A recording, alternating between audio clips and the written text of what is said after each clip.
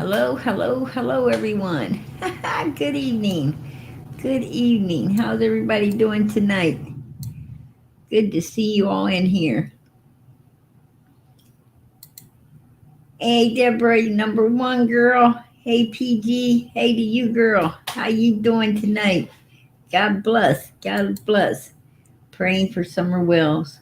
Hey, I appreciate that. God bless. Absolutely.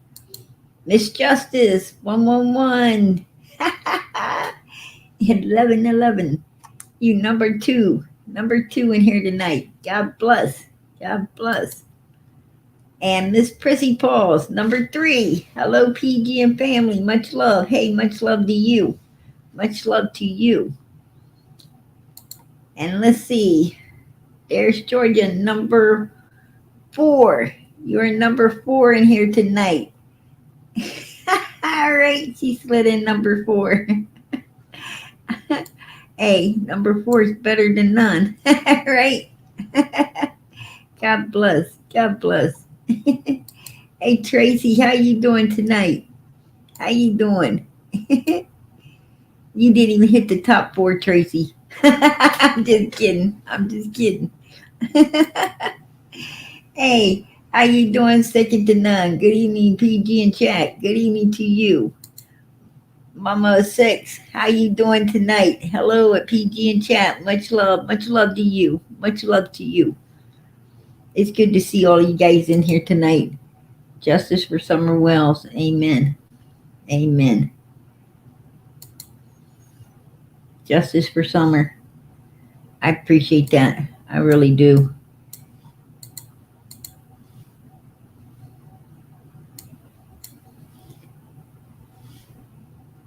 Ain't nothing sober you up quicker than thinking about a 5-year-old missing little girl that needs to be found, brought home, and gotten justice against the ugly people that did this to her. Unbelievable. Unbelievable that people can be so evil, right? So evil. Hey, the real rock and robin. I appreciate that, hon. Praying for beautiful sunflower. Yes. Yes, please keep the prayers going up for her. Please keep the prayers going up for her. Um, I did hear from her today. I did hear from her today. Um, she's still weak. She needs to rest. She really needs to rest. Take it easy. But it sounds like she's doing better. Thank, thank the Lord for that. I thank God for that. Um, and I hope she's gets well back on her feet real soon so she can get back in here and join us. Join us in all of this. Because I know how much she loves Summer. Her and her mother truly love Summer. And that's one of the things that, she missed so greatly was talking with her mother about Summer because her mom always wanted to know, everything going on and keeping up with everything as well. And beautiful sunflower really, I mean, she worked diligently. She worked diligently um, trying to help figure out what happened to this baby as well. And and I just hope that she's able to come back and see this to the finish, right? That's what I pray all of us here are here to see this to the finish. And you know, Ronnie Lawson and Prude ain't getting no younger either, right? So um, I hope they get on it and get it finished. That's what I'm hoping.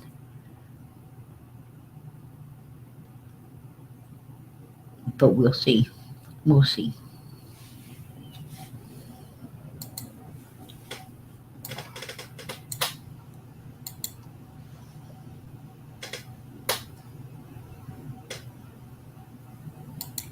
Hey, Arctic, I appreciate that, hon. Welcome, everyone. Please be respectful in chat. Enjoy the show, and please hit the thumbs up for Summer's channel. Amen. I truly appreciate that. Hey, Justin, how you doing, my brother? How you doing? God bless. God bless. For everyone that knows Justin, you know he's a beautiful soul, and he is my brother in Christ. For all the people that don't know Justin, no, we are not. He's not my brother as an earthly family. He's my brother in Christ, which is forever family. There's a big difference. There's a big difference. And to be honest with you, in my book, that's the only kind of family I have, is those in Christ. That's my family. That's my family. It's your family. One day you'll wake up and realize that all the people, it ain't your earthly family. It's really your family. Your real family is all of them born again, right? Born again through Jesus Christ, and actually have their eyes open and looking and seeking to get to the other side. That's your real family. All of those who are part of the body of Christ is your family.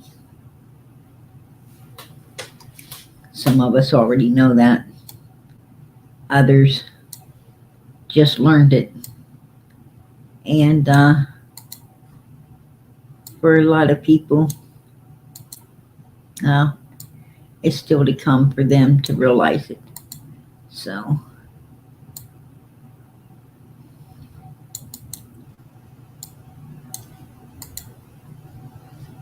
it's like little Summer. I think Summer really, really did love going to church. I think she really was a child of God. You could tell by her eyes. You could see the light through her eyes that, how Donald sit there and, tried to portray like this 5-year-old child, he's worried about its soul, was beyond me. It was beyond me. Trust me, when we get to heaven, we'll be seeing Summer there. We'll be seeing Summer. That's for sure. I don't care what Don Wells has to say.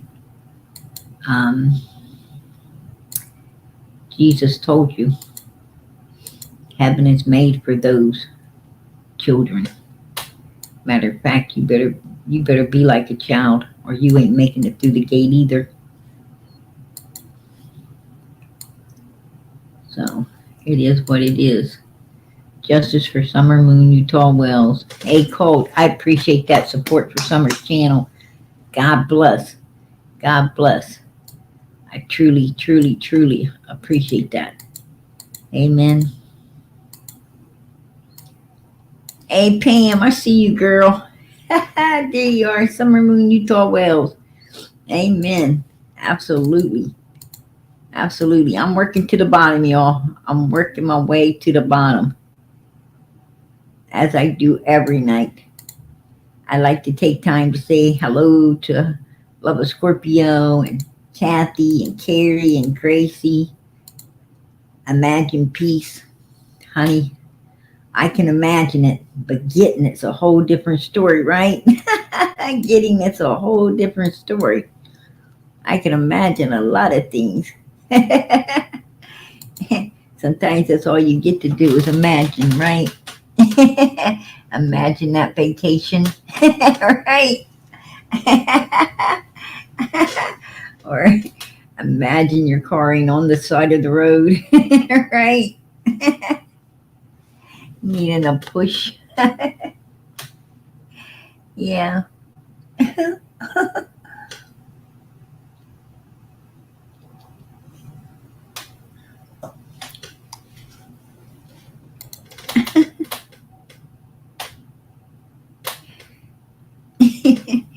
On the side of the road, you have to, you have the tow truck picks your car up and you have to end up calling Uber, right? And you think to yourself, why didn't I buy a junky car like this? Right? At least it's still running when yours ain't, right? Oh God. I'm gonna tell you something. Some of them Uber cars are a nightmare. They freaking smell weird, right? They smell funky as hell. Like, whoa, you know? I mean, I don't know if they just smell funky as hell before they started Ubering, or Ubering causes to smell funky as hell. I don't know. I decide one thing though. I'm not going to be an Uber driver. Hey, Colt, I appreciate that. God bless. God bless. Yeah. No Ubering for PG.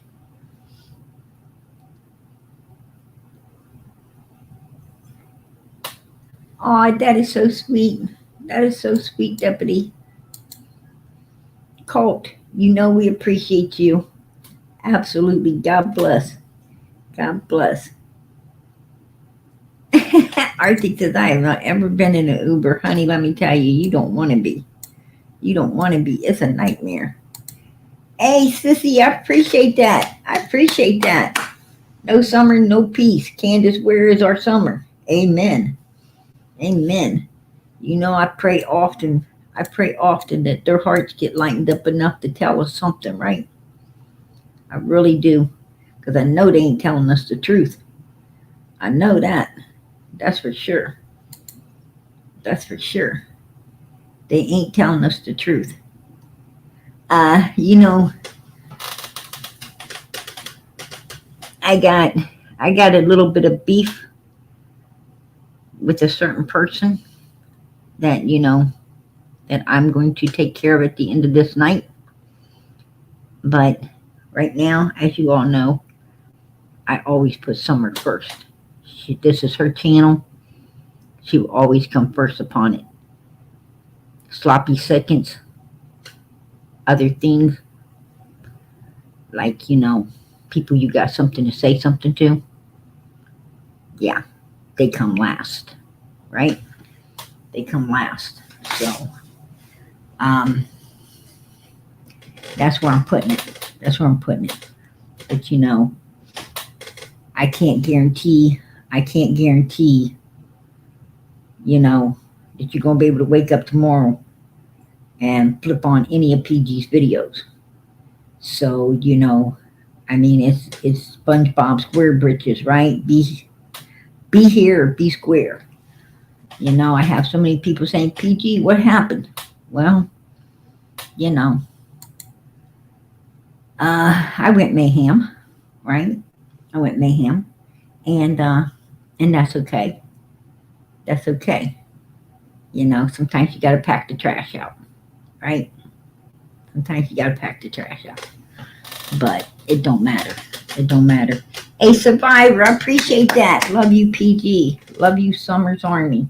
Amen. Hey, girl, we love you too. We love you. God bless. So, you know, hey, this channel, you know, this channel right here, is different, really different from all other channels. And, you know, it's America here. It's America. Freedom of speech, right? I mean, I believe in, you know, I believe in keeping everything that so many gave their lives for us to have.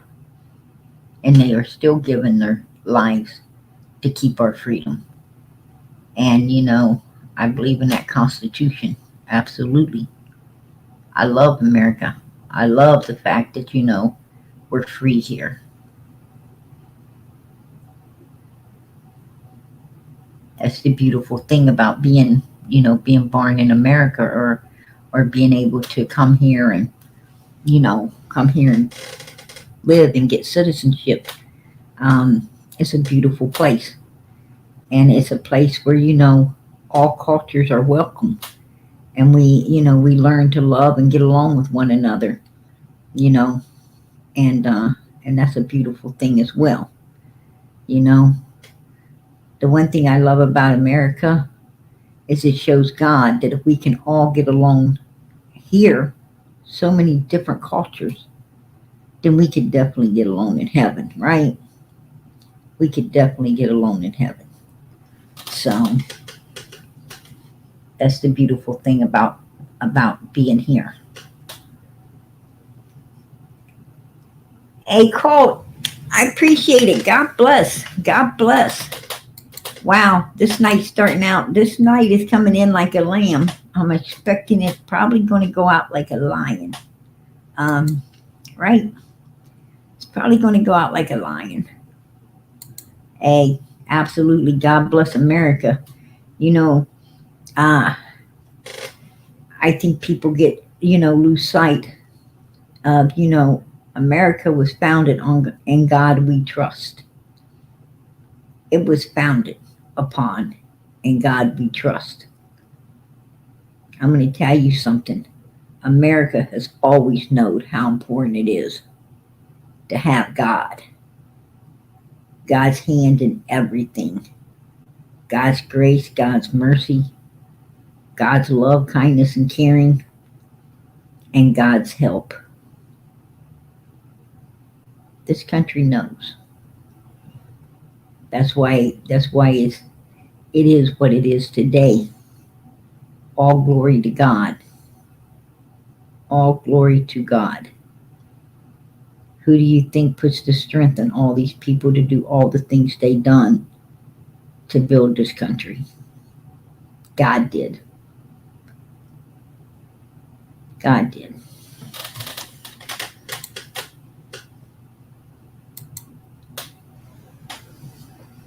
That's why you got to make sure that, you got to make sure that you be playing, Yankee Doodle went to town on the 4th of July.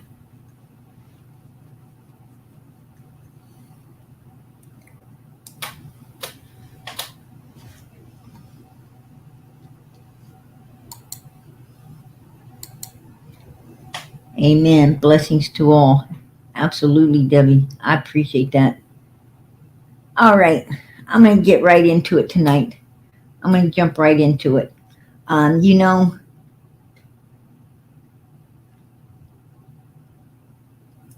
Does Allie know more?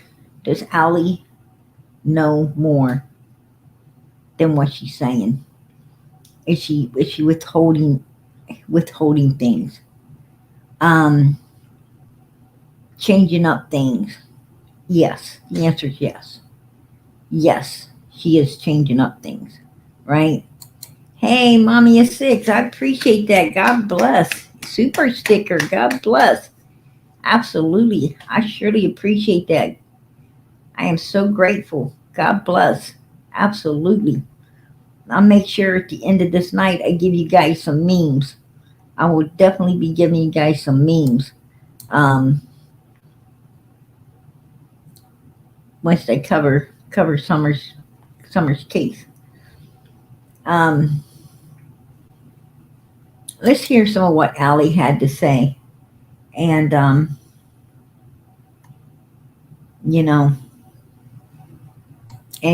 don't care what, Chris or any of them. Oh, wow. I appreciate that, Virginia girl. Absolutely. Gifted 1 Prayer Garden of America membership. Amen. Amen. I appreciate you supporting Summer's channel. God bless. God bless. That is beautiful. Absolutely beautiful.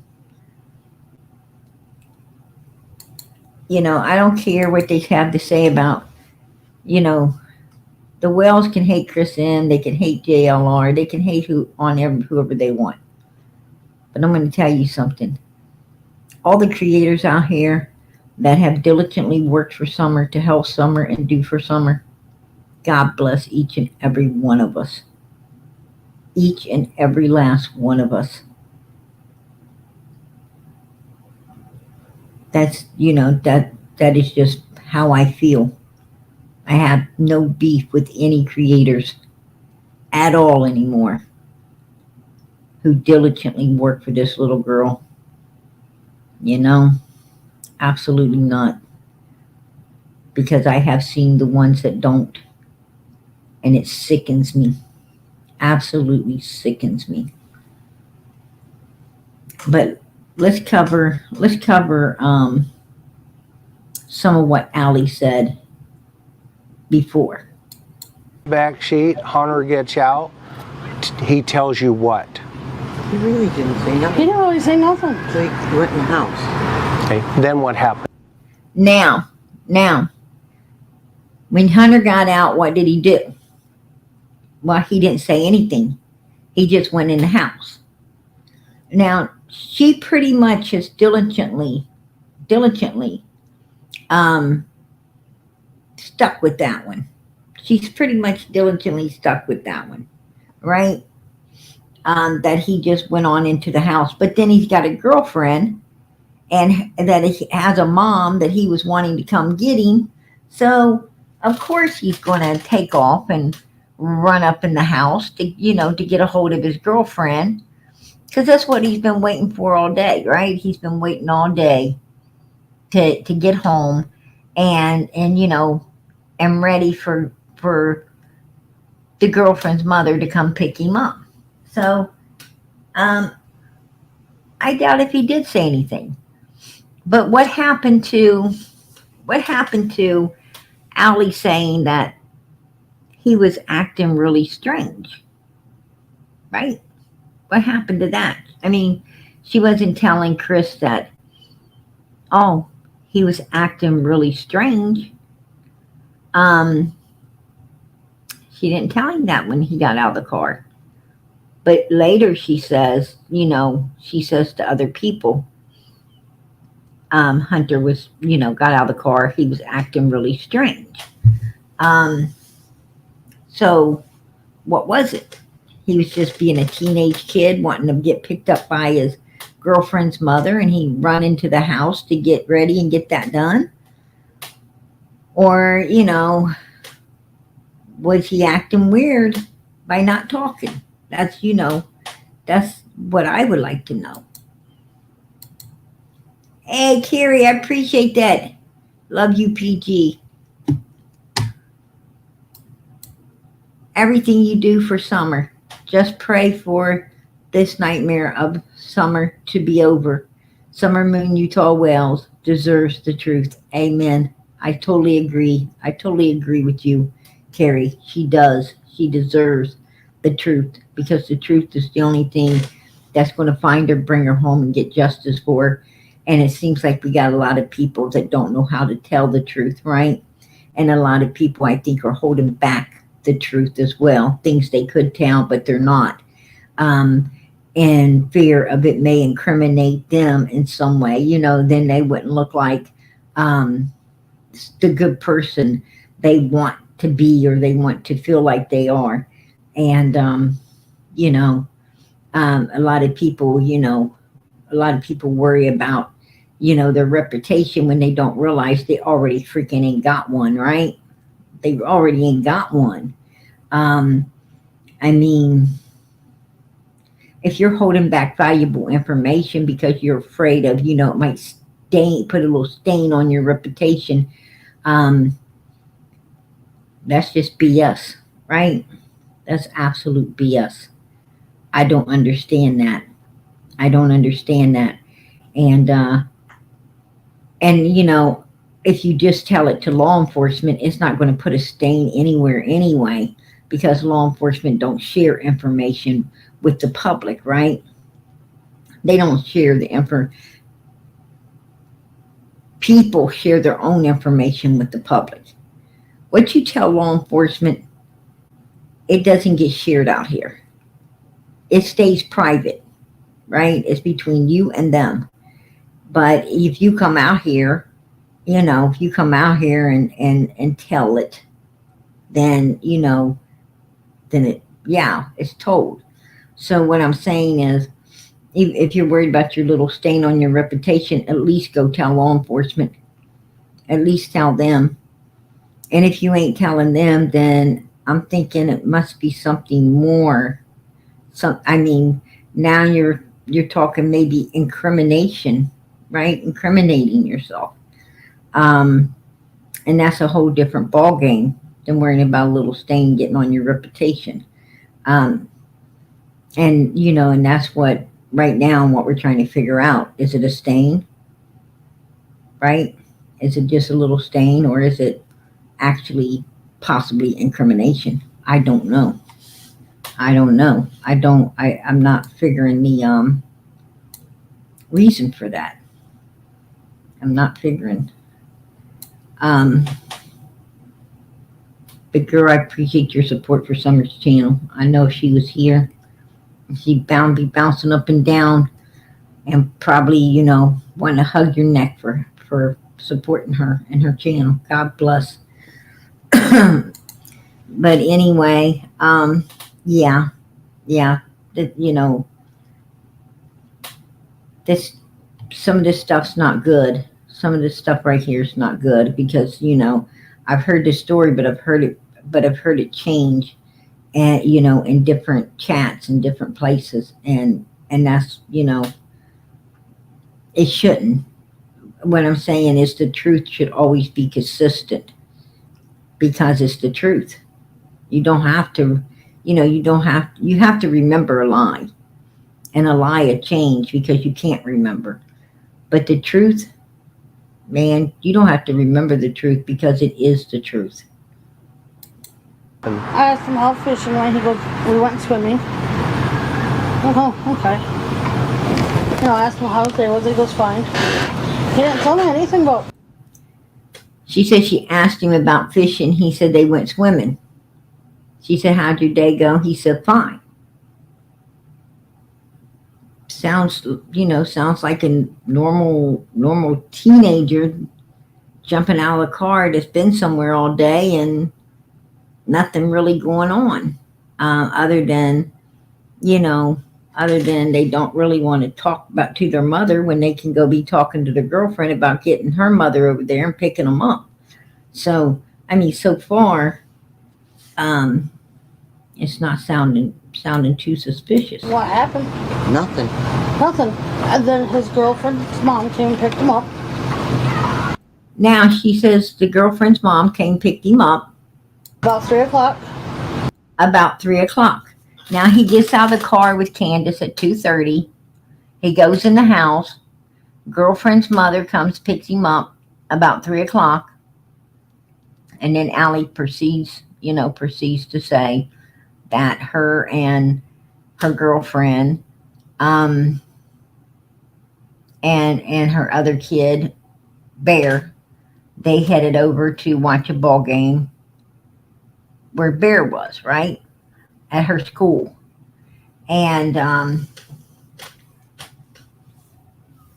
but Allie also said that she took Hunter to the doctor after Candace dropped him off. Put a 1 in the chat if you remember her saying she took Hunter to a doctor because he had a doctor's appointment. She took him to a doctor after Candace had dropped him off.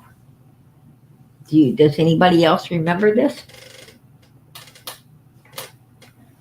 Put a 1 in the chat. Yeah, I remember it.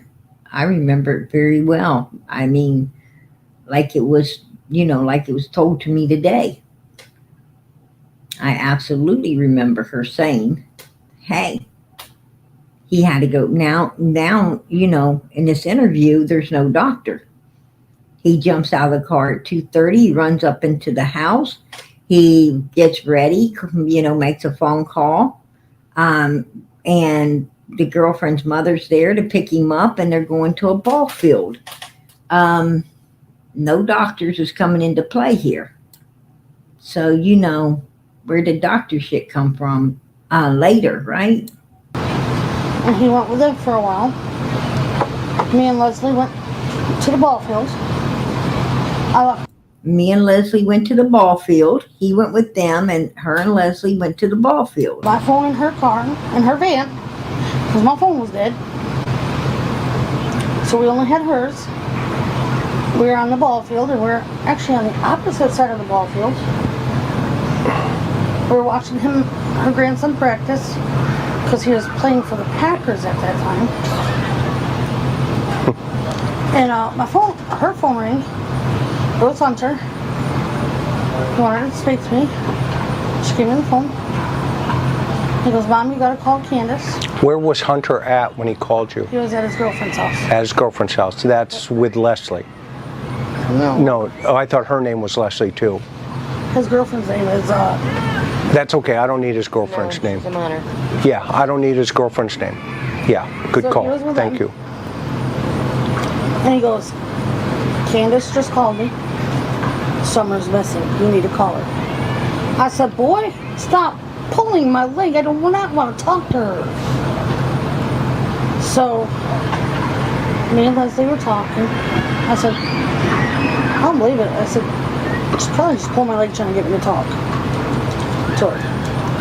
So, we continued watching the football practice. After practice, we went to the drive-thru at the Cookout. Now, were you guys together? Yes. Okay. We went through the Cookout drive-thru because we had ordered dinner. And we were waiting for our food. I turned my phone on, went on Facebook. There it is, plain as day.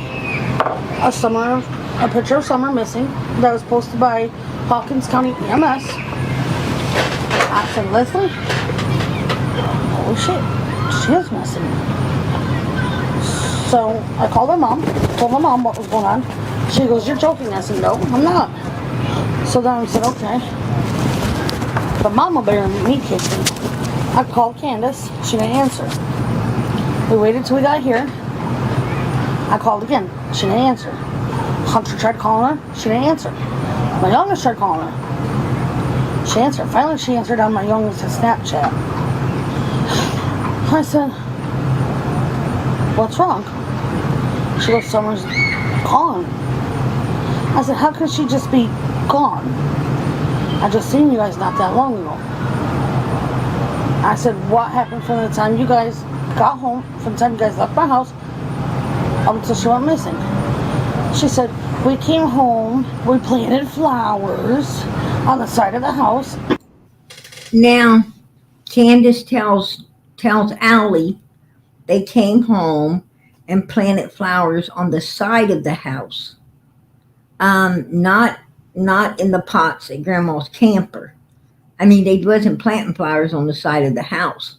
They supposedly were planting some flowers in a pot over at Grandma's, right? At Grandma's camper. Now, I don't think Candace is going to say we were planting flowers on the side of the house. I think Candace, if they were truly planting flowers at Grandma's camper, Candace would have said, well, we were over at Mom's transplanting some plants, in her pots. Because Allie has been up there. Allie knows the setup. Allie, Allie's familiar with that property and that land.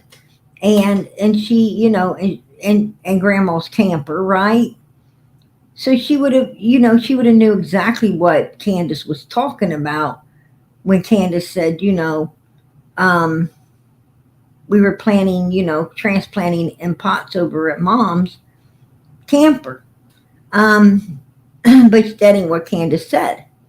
Candace says we were planting flowers on the side of the house. That's not over at Grandma's camper. That's in a whole different, for Allie, a person that's been up there and knows the land. That's a whole different area. When Allie thinks the side of the house. You didn't say over at Grandis's, we were over at Mom's planting some flowers in her pots. She said we were planting flowers on the side. So Candace right off wasn't able to keep her story straight, right? She wasn't able, from the very get to keep the story straight.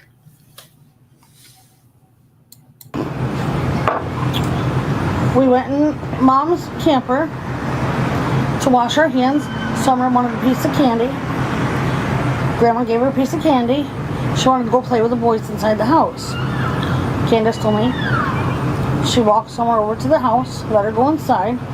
She went back to the camper, fixed Mom's knee, which didn't even take 10 minutes. Then she went back to the house, asked the boys if they'd seen their sister. They said, no, maybe she's downstairs in the cellar playing. And I asked, I said, did you check?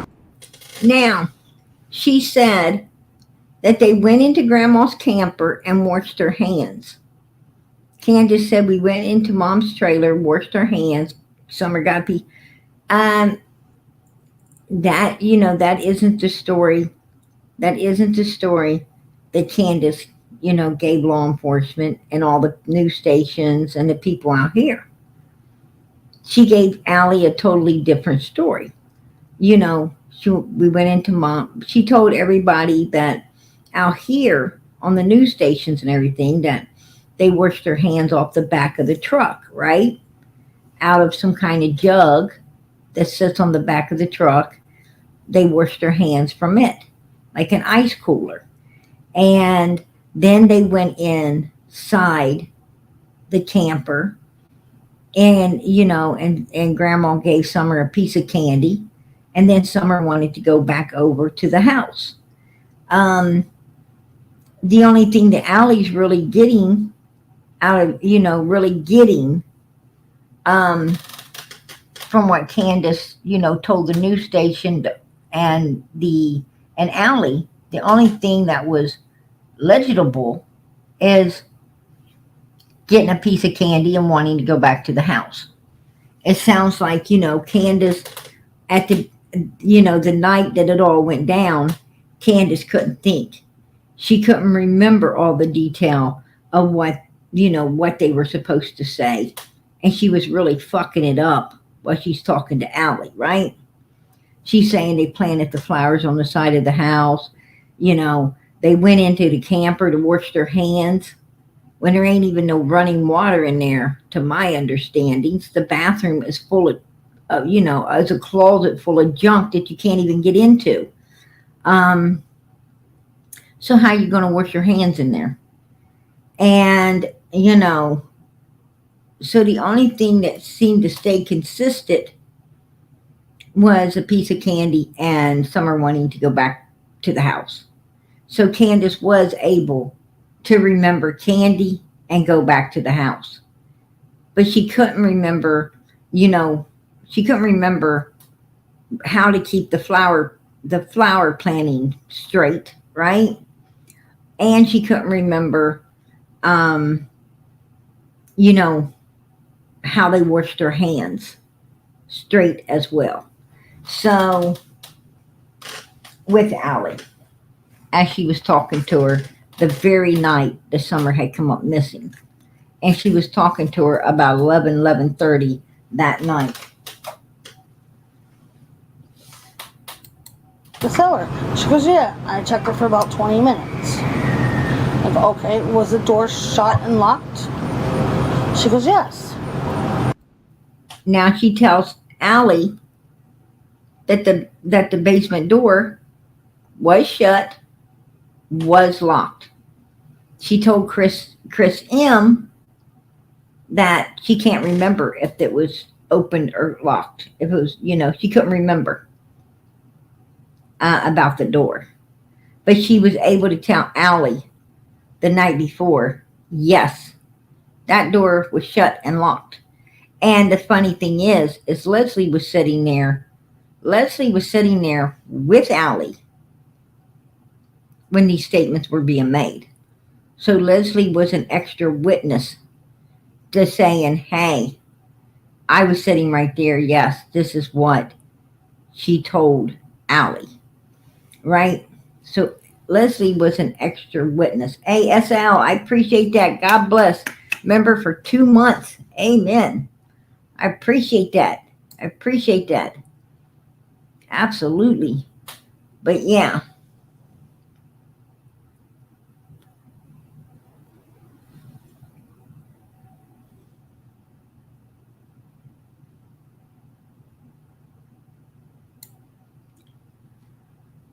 Absolutely.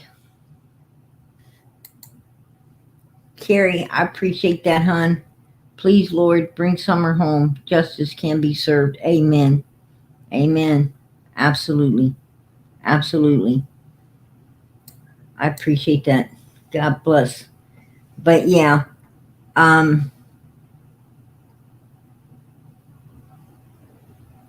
as you heard there, the door was supposedly locked. And I believe the door was locked too. You want to know why? Because I don't believe Summer ever went to the basement. I don't believe the Summer ever went to that basement. I think when Candace went down that basement, it was a stagery. I think, I think that Candace had been gone off the property and had come back and was going into that house to see if anyone had noticed her being gone, if anyone had noticed how much time had elapsed, if anyone had noticed, took note to anything that had been going on. That's why her phone was on the back of Donald's white truck, right? Her phone was on the back of Donald's truck because that's where she left it so the boys wouldn't hear it ring or vibrate or beep or whatever it does, right? She wanted to make sure that nothing drawed their attention to her not being there,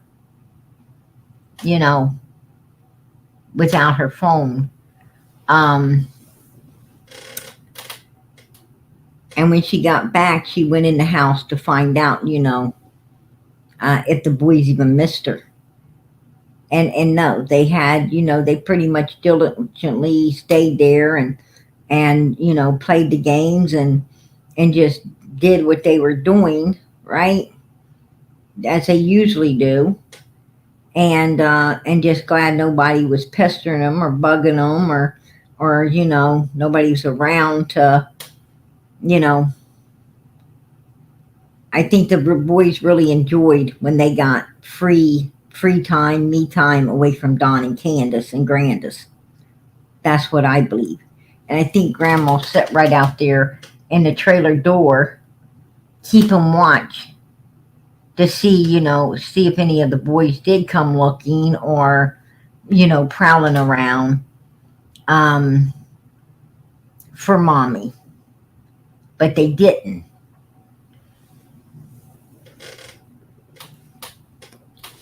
And once Candace came back up out of the basement, questioning them, right? I mean, who walks in a house, you just put a child in it 2 minutes ago, and you walk in and you immediately say, oh, where's that child? I would suspect that when you walk in, you're just going to assume the child's in there somewhere, and it's going to take you a few minutes to figure out it ain't, right?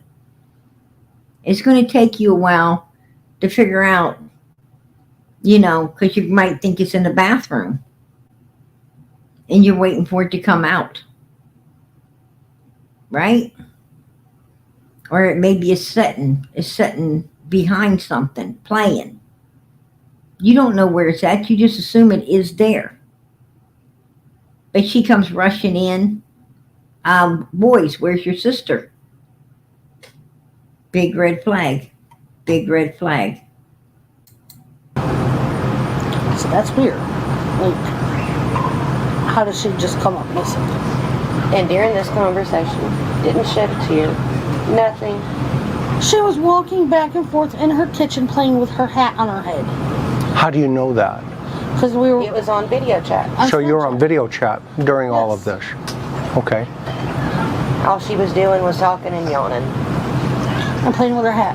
She's like, well, I gotta go to bed soon because I have to get up in the morning because we all have to go down to the station to take...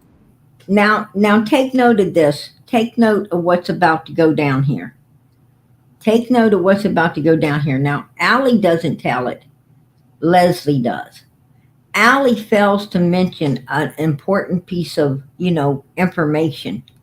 Leslie. Thank God Leslie was there listening to this conversation because it is Leslie that intervenes and tells an important piece of information as we move forward here. Polygraph test. Have the cops been there yet? Yeah, she said her mom was outside talking to him, that she wasn't going to talk to him. Is that what she said? Yeah. You hear that?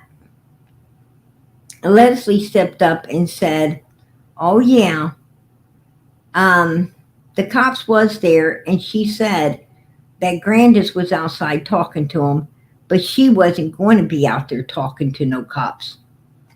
I mean, you got a missing 5-year-old daughter and you're not going to be out there talking to the cops? Why?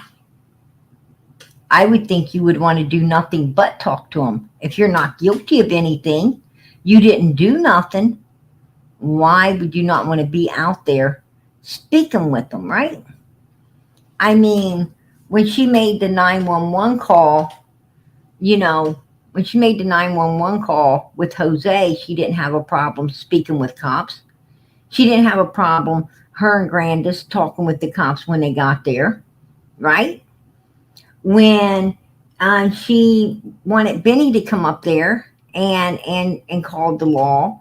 You remember when she said that Donald broke her toe or broke her thumb or broke something, and the cops said she was all able to wiggle it and move it, and it didn't seem like it was anything wrong with it at all.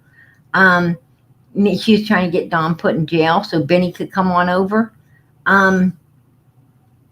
If you took notes, she didn't have no problem talking to the cops then, did she? No, she was right there, not only talking to them, but it seems like she's telling a bunch of damn lies, right? To try to get Don put in jail out of his own house because she thought she had someone else lined up to come back and hang out and stay with her, which was Benny. So, you know, why, when she's got a 5-year-old missing little girl, she ain't gonna go out there and talk to the cops now? She's gonna hide in the house. You tell me, why are you hiding? You got a 5-year-old missing little girl. I think you'd be out there having to be restrained by those cops because you're trying to get into those woods and scream for your child. You're trying to get out to the road and look and scream for your child. You're trying to get up into people's doorways and start beating on it and demanding, is my child here? I would think that, you would be having all to do with law enforcement, all to do with them, and they would be having all to do with you just to handle you because, you want your 5-year-old child found and you want it found today. I'm just saying, that's what the normal parent would be doing if they truly had a missing child. If you act any other way, your child might not be truly missing, right?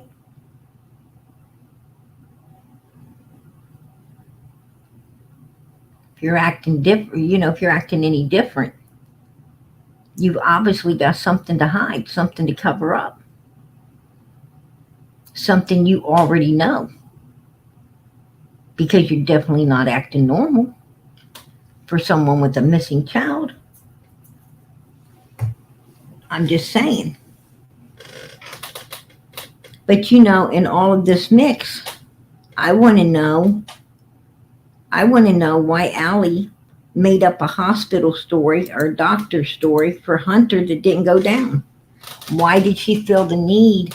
Why did she feel there was a need to make up a story like that? Right? Why? Why did she feel the need to say she went out to the vehicle when indeed she told other people she didn't? Why did she, what's bringing on all of these bullshit stories?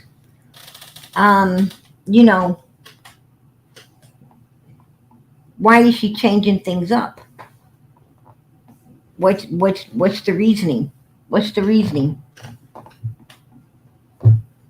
Because, there should be no reason at all that she couldn't stick with the truth and nothing but the truth and just tell it how it was and move forward, right? Did she say she went to the vehicle?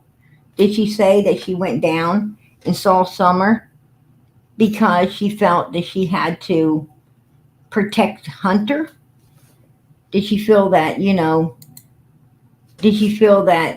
she needed to make that story up for Hunter's sake? I don't know.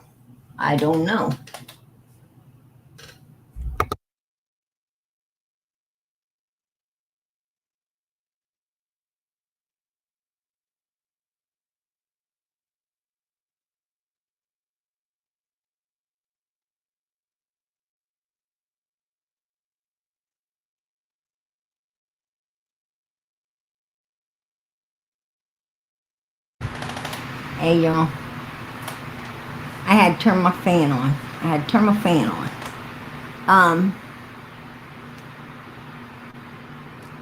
But yeah. Why is she changing her story? Right. She said, made up this doctor story. And then all of a sudden, there is no doctor story. Right? I'm just wondering, she supposedly told the neighbors that she lied about going to the vehicle. Right? Now, I don't know how much you can trust those neighbors, because those neighbors seem to have a, they seem to have a,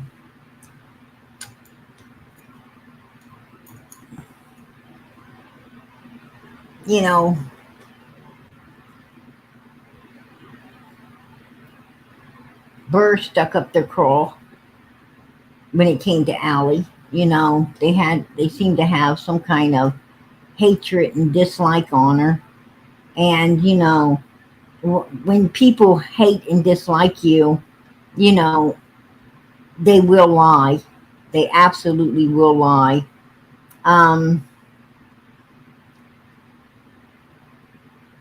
So,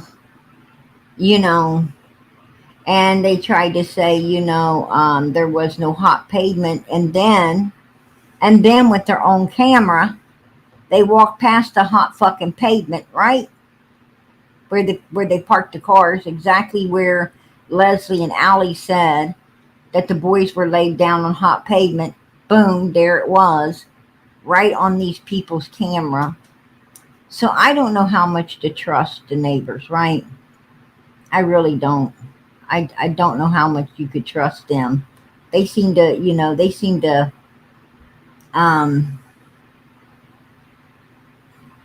I don't have to tell you guys nothing. You dealt with those kind of people in your life at some point. At some point, we've all dealt with those kind of people, right?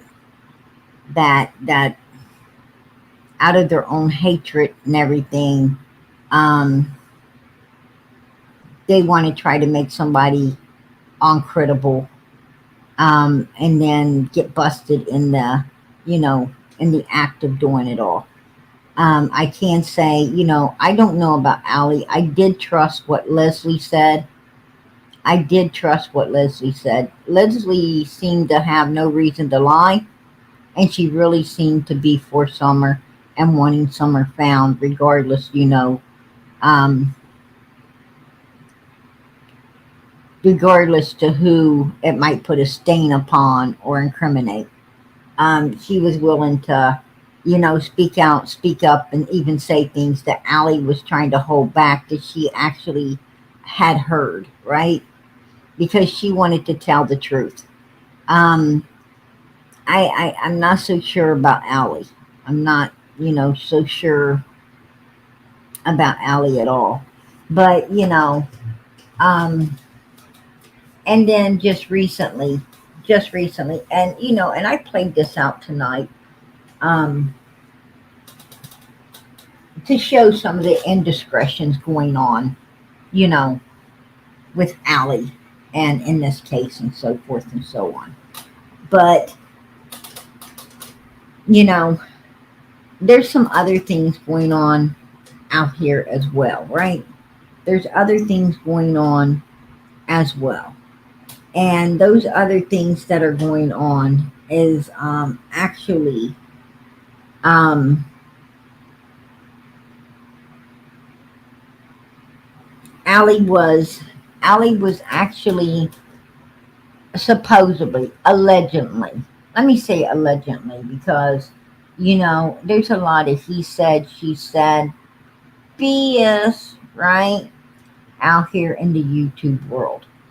And hell, we know that better than anybody. You know, I mean, getting the truth out here seems to be like a needle in a fucking haystack, right? It's like a needle in a haystack. The only way you find it is, you know, if you're lucky enough to be jumping around and sticks you in the backside. Um,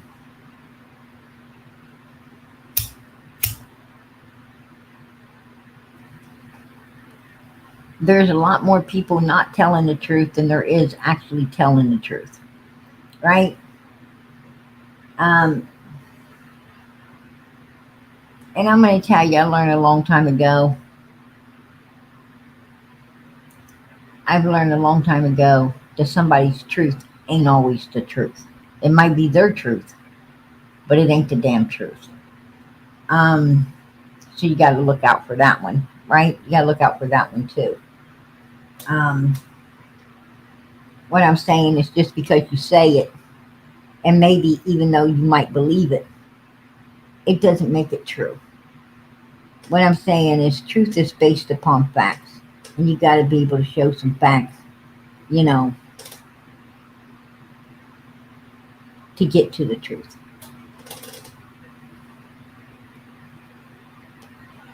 But there's something going on in the YouTube streets right now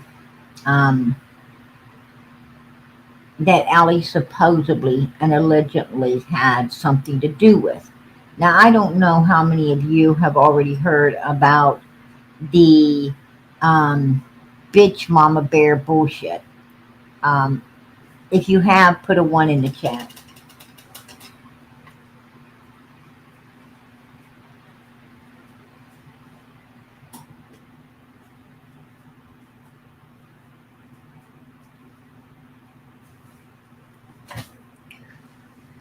If you have, put a 1 in the chat. Okay, it seems like a few people have. Don't seem like very many. But a few seem to have heard about that BS going on. Now what I'm hearing, here's how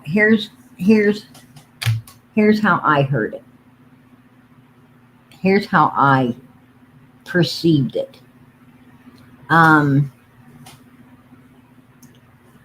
Allie and someone else named Chris, which is, you know, I don't know what Chris is. But anyway, somebody named Chris was supposedly Chris and Allie, and it's supposed to be this Chris, Hunter's supposed to call her Auntie Chris. And this Chris and Allie, Allison, Hunter's own mom, was supposed to get with a 16-and-a-half-year-old child, which was that bitch mama bear's daughter. And I don't know how somebody gets their 16-and-a-half-year-old daughter out here. I don't know. Don't ask me. Right? Don't ask me.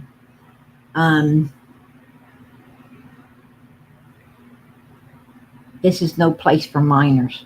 This is no place for a minor at all. I mean, I'm going to be honest with you. I wouldn't want my kids out here if they were 18. I wouldn't want them out here if they were 21. And that's the truth. I just don't want my kids out here.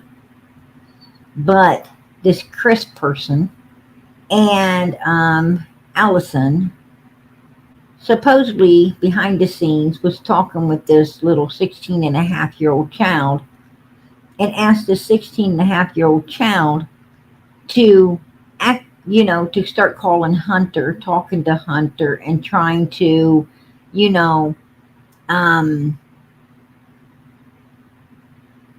like, I want to be your girlfriend type thing, Hunter, to get some information out of him.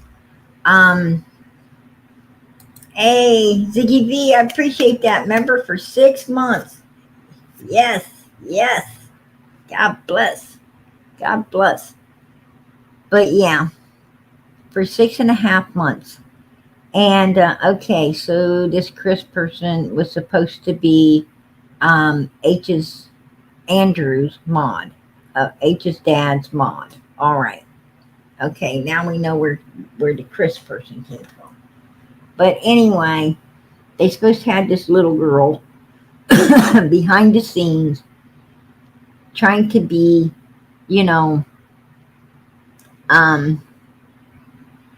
flirtatious with Hunter to suck him in and try to get information out of him. Don't sound right to me.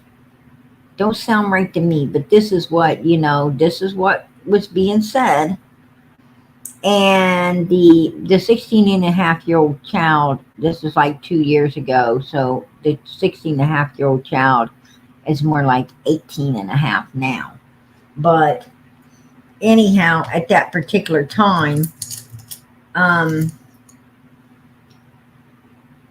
she talked with Hunter, I guess, for about 2 weeks. And Hunter, basically really didn't give her no information at all. From my understanding, he just, talked to mostly about his girlfriend and a few different things, a few different sports or songs or dances or whatever he liked, and just, normal teenager BS talk, right? And anyway, from what it was sounding like, is Allie and this Chris lady was, trying to entrap Hunter, Allison's own son. She's trying to entrap him. Now, here's my thing. Allie, you're his mother. You're his mother. I'm going to tell you something. I've got 4 children. And I tell you something else. I keep what they call open communication. What I'm saying is, my children know that they can sit down and tell me anything and everything, no matter what it is. Yeah, I'm their mother. I am their mother. And they know that I love them. The only one that loves my children more than me is God himself. Right? And Jesus, of course. But the point being is, my kids know how much I love them. And they know that we keep an open communication. And they can tell me anything. And they do tell me whatever I want to know. Because they know it's important. It's important to let me know what is going on, because I can't help my kids if I don't know what's going on. I'm not out to get my kids. I don't have to set my kids up to get information. My children will sit down in a chair and one-on-one conversation answer my questions, and they answer them honestly. I'm going to tell you right now, folks, a real mom is a human lie detector, right? We are a human lie detector's test when it comes to our children. Our kids don't tell us no. I mean, I promise you, if they're lying, it's like beep, beep, beep, right? We know it. We know it right now. Right now. If there's something wrong, we know it right now. It's, hey, what's going on with you? No. You need to sit down. Let's talk about this. What's going on? You know, it looks like the air's too thick. When you can cut the air with a knife, it's too thick. It's time to sit down and clear that air. Something's going on. Now, why, what's going on that Allie feels that she cannot get the information out of her son that's needed to get out of him about everything that went down on June 15, 2021. I mean, what I'm saying, if that would have been one of my kids, man, I would have knew from A to Z what happened that day. A to Z. I would have knew it all. Everything. I didn't know exactly where they went when they picked up Grandis. Where'd you go then? Did you go anywhere else? Did you go anywhere else? What exactly, step by step, did you do from the time she had picked you up till she dropped you off? I need to know. I would have knew it all.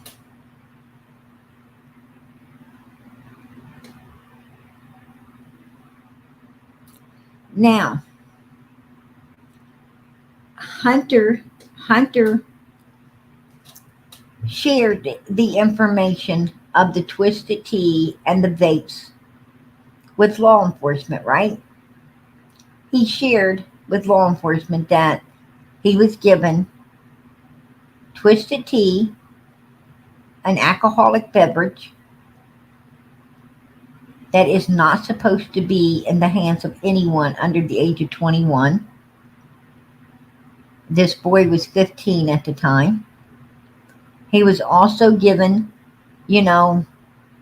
vapes that a child his age are not allowed to have as well, right? 15? You've got quite a few years before you can get that. Right?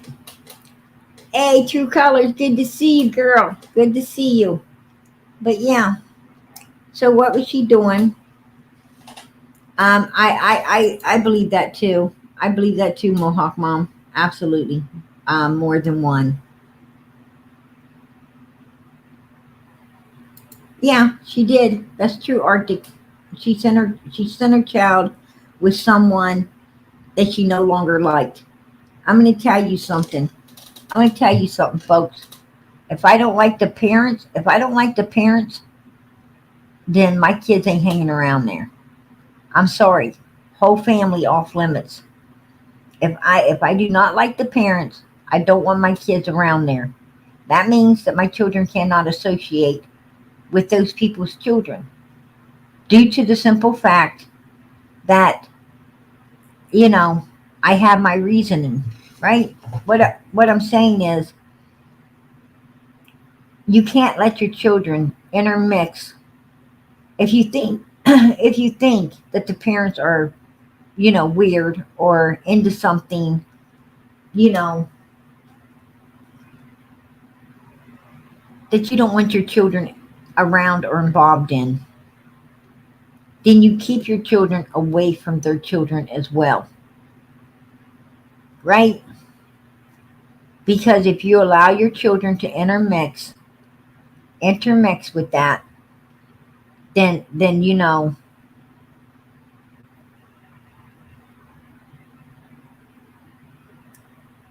just can't do it. You can't do it. I mean, it's got to be off limits, because these people are going to have access to your child through their child.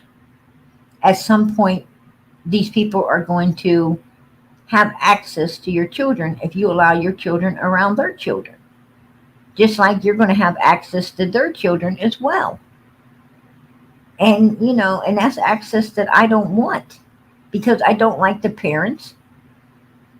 And, and I just don't want my kids intermixing with it. It is what it is. Off limits. Allie says, well, I'm not breaking up, I'm not going to get into, I'm not going to keep the kids from hanging around with one another.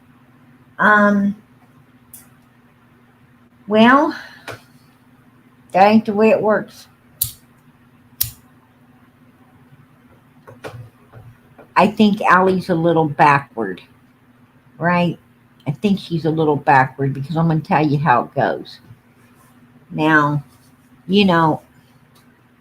my kids have gotten into it with other kids in the community, right? Because all kids don't get along all the time. And I've had parents come with their kid knocking on the door, you know what I'm saying? Hollering out your name. Hello, what's going on? A couple more knocks like that and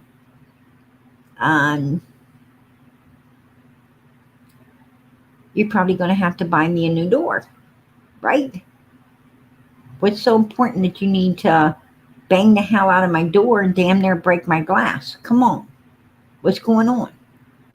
Well, your kid did, you know how they go on. You got this parent that's pissed off and having a problem, right? I say, look, why are you bringing it here? I'm going to tell you what. Your kid can't get along with my kid. That's their damn problem. Why are me and you having an argument? Right? We're not the two people. I didn't come and say nothing to you, and you didn't come till now saying something to me. But I'm going to squash it all here right now. I don't care. I don't care. I'm not going to argue or fight or anything else with you over, my kid, your kid, or anything else. I'm not going to do it because I'll tell you why. Tomorrow, my kid and your kid's going to be friends. And I'm going to still dislike your ass. And you definitely going to dislike me. Right? I'm going to still dislike your ass. I'm going to dislike your ass forever. Because adults don't have the same mind frame as children. We hold stuff, right? We hold stuff. And like I tell them, so, do you want to come in, have a cup of coffee, shoot the shit for a while, or do you want to go home, piss the hell off with your kid, and be mad forever? It's your choice. I really don't care. I don't care. However you want it, let's have it. I ain't got time for that dumb shit. Well, I'm going to tell you. Out of the many parents that's beat on the door or come a running and a hollering, like they ready to step it up on you or something, they end up having coffee, shooting the shit. And guess what? While you're having coffee and shooting the shit, the kids make friends. The kids are outside shooting basketball, talking about, how it shouldn't have happened, or, or just both of them act like whatever did happen disappeared into Bolivia. All I know is, they're shooting basketball or playing football or riding bikes or doing something, and their fights seem to be over. Their fights seem to be over. Right? Just like I said.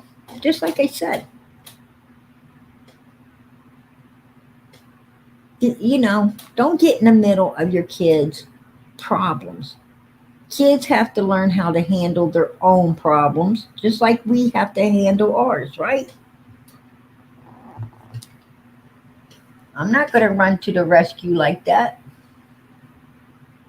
Absolutely not. My kid goes outside, gets a black eye.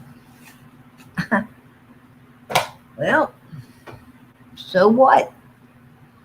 Steaks in a freezer, baby. Slap it on there.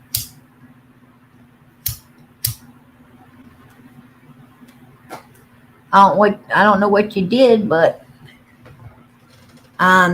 you should have practiced a little bit more on defending yourself before you done that. Right? That's how I think about it. When I was a kid, I had to take all my lumps and bruises. I'm sure you all had to take your lumps and bruises. And our children have to take their lumps and bruises. That's how you learn, man. You learn from your lumps and bruises, right? You learn.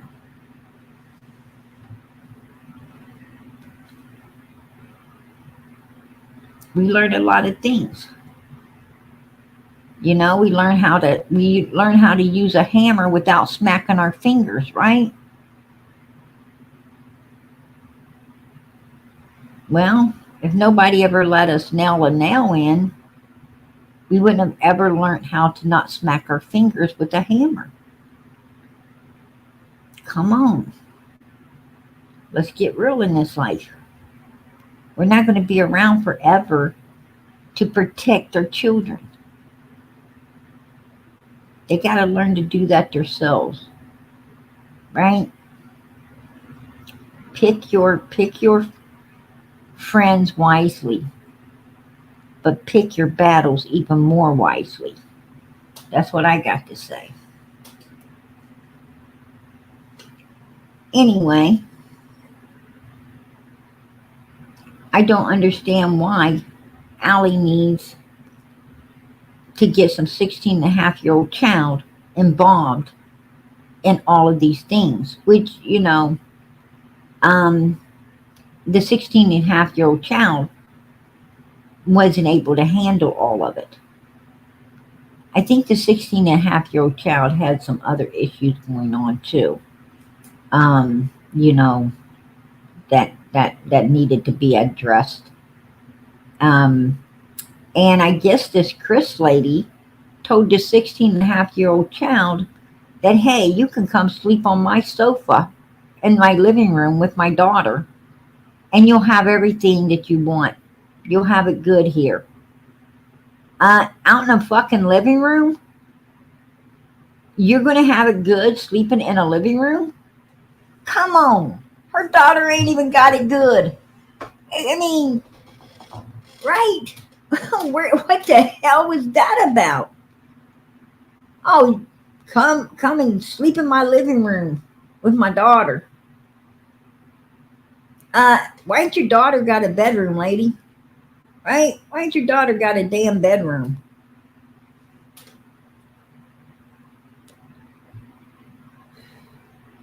Come sleep in the living room?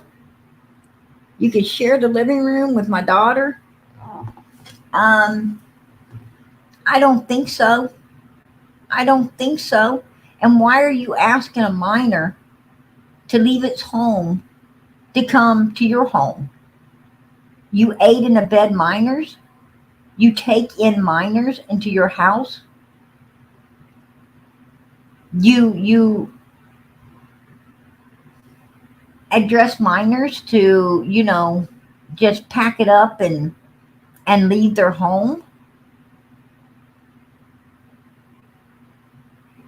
You are not allowed to hide and shelter a minor.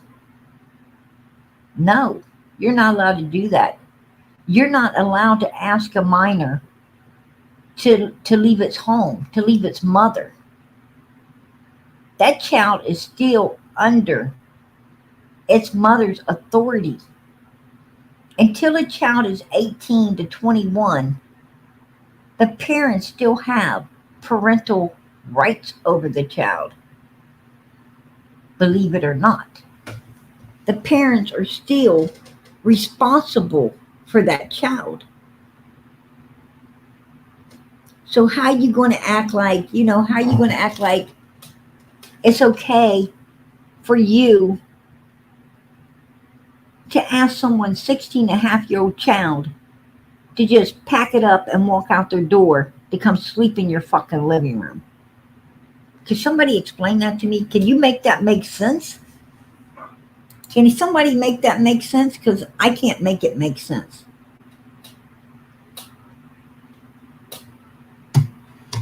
Oh yeah, open panel here every night.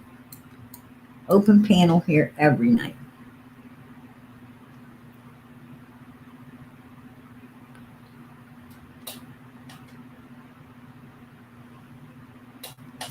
And that could be true, YouTuber. Absolutely. That could be true. No doubt.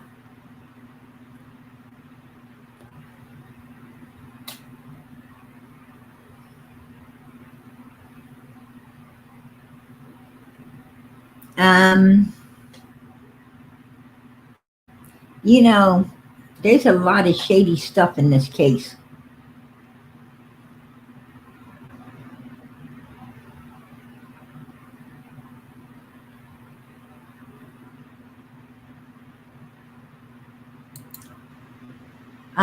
The real Rockin' Robin, you have to wonder what other children these freaks try to get involved in this case. Or is this a new case that needs to investigate it? I'm going to tell you what. It needed investigated 2 years ago. But that bitch Mama Bear didn't want to bring it out then. She said her daughter didn't want to talk about it then. Her daughter was just ready to talk about it recently. Well, I guess at 18 and a half, you can talk about it because now, the authorities can't do anything 2 years later after the child turned 18. So, what it sounds to me like was some shady shit was going down with this 16-and-a-half-year-old kid 2 years ago that needed to be addressed and wasn't because nobody really knew about it. Right? They were keeping that shit on the low.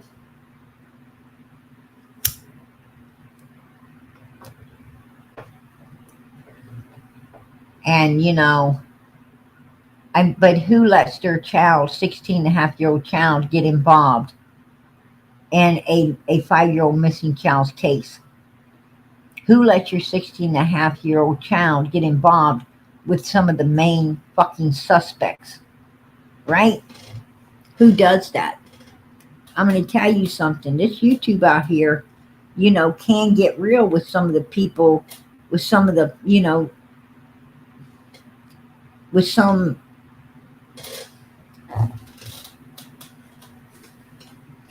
people that just doesn't seem to have enough brains, to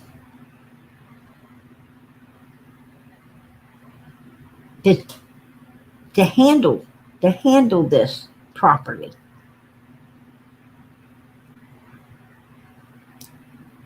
We're seeking a 5-year-old missing little girl, Summer Moon Utah Wells.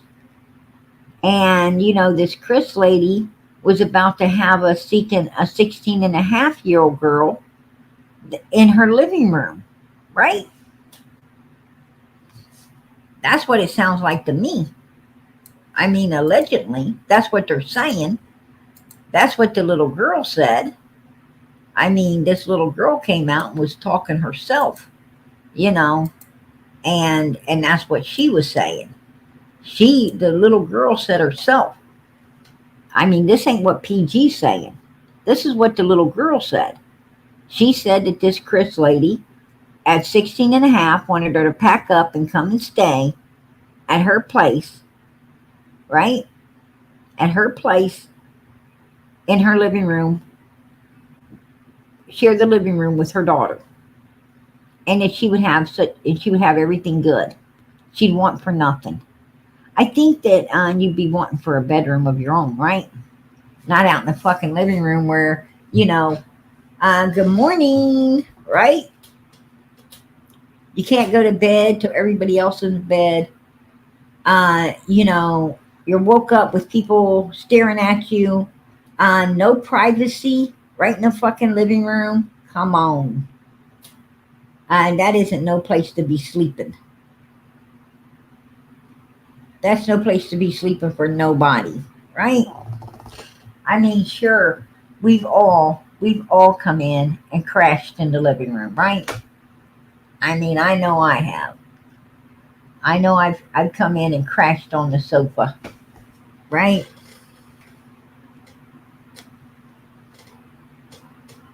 Everybody crashes on the sofa once in a while. But for the most part, you take your ass to your bedroom. You take your ass to bed. I don't know.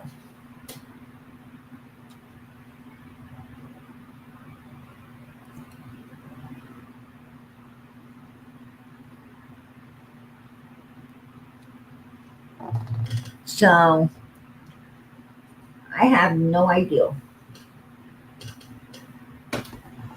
I just want to ask myself why Allie is trying to get a 16-and-a-half-year-old little girl get information out of her son that she should have been able to get that out of herself, right? She don't need a 16-and-a-half-year-old child to get information out of her son. It sounds to me like Allie doesn't trust Hunter. Is that why she said she went to Candace's car when she might have, when maybe she didn't? I mean, we don't know if she went to the car or she didn't. Candace said she didn't. She said she did. We don't know. But, with everything's pointing at, everything's really pointing that Candace is the one telling the truth. That's how it's pointing. It's pointing as if Allie made up this damn lying excuse that she went to that car because she just don't trust her son. It sounds like she thinks that maybe something more went on that day than she knows about. Right? I mean, if you agree with me, put a 1 in the chat. Does it sound like Allie doesn't trust Hunter? Does it sound like, does it sound to you like Allie thinks something more was going on that day than she's being told? Put a 1 in the chat if you believe so. Absolutely. I that's what I'm thinking. That's what I'm thinking. Sounds like Allie's got a pretty bad son, if you ask me. One that even she don't trust. Right? I'm going to tell you something. If I can't trust my children, then I don't want them around me. I need to know that I can trust the people closest to me. I don't want somebody around me that I can't trust. I don't want somebody around me that isn't going to, be honest with me. I mean, I don't raise kids like that. Raise them up in the way you want them to go. And they won't stray. Obviously, Allie wasn't raising her son up to be honest and forthcoming with her. Right? I'm going to tell you, when he was talking to Chris M, I want to ask you guys, did you see, was Allie not there when TBI, FBI? Yes, she took time off work. She sent Leslie on to work and took time off to work to be there during the TBI interview with H. Yes. She supposedly was sitting right there when they questioned and talked with H. So, yes, she said that she was there. I don't know. I don't know. You know, I'm starting to wonder. I'm starting to wonder. I mean, if you took note when Allie, you know, was doing the interview with Chris M, and we all know when she was doing the interview with Chris, um,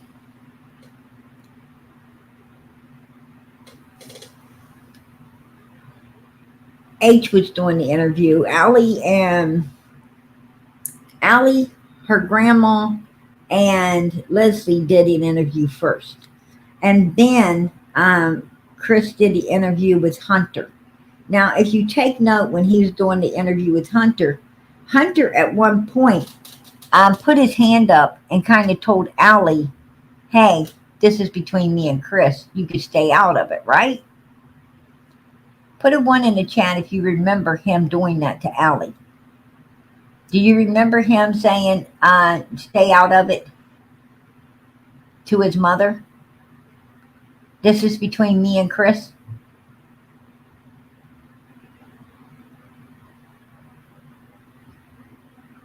Yeah, he rudely, you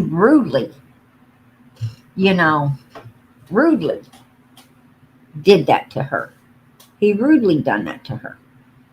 I'm going to tell you right now, honey, my child wouldn't do that. Hell to the no. Hell to the no. Absolutely not. Oh, hell no. Don't do that. Don't do that. You 15 years old.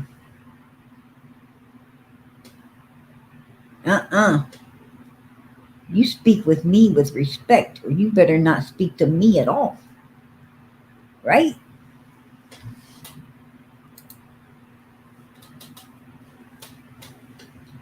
I put the roof over your head, clothes on your back, and food in your mouth.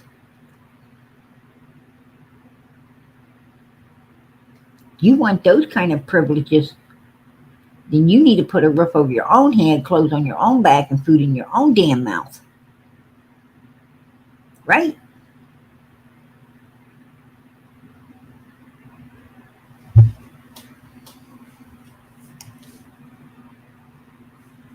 You don't let your children do that. Hell no. Right? No, you don't. I mean, you know, I don't believe in playing boss. You know, I don't need to control. I don't have a need for control over any humans, my children or anyone else. But I'm going to tell you what. I do demand respect.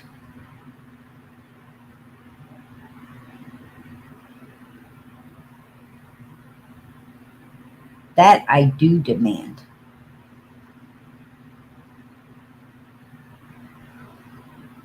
You better be respecting instead of expecting around me. I don't deal with that. And I don't think any other parents do as well. I'm going to tell you, oh no, oh no.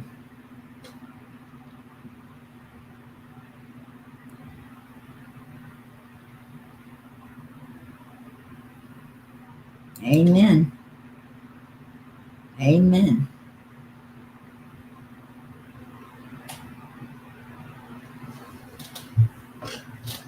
But yeah, he did that to her.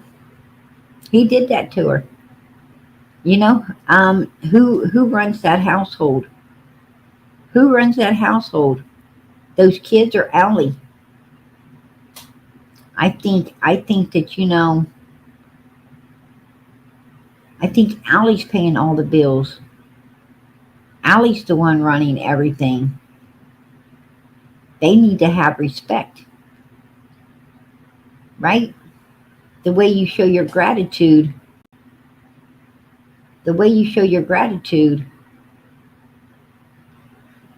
is to listen up. Do what you're asked to do. We don't ask our kids to do things. We don't ask our kids to do things because we're just ugly parents that, want to make their lives miserable. No.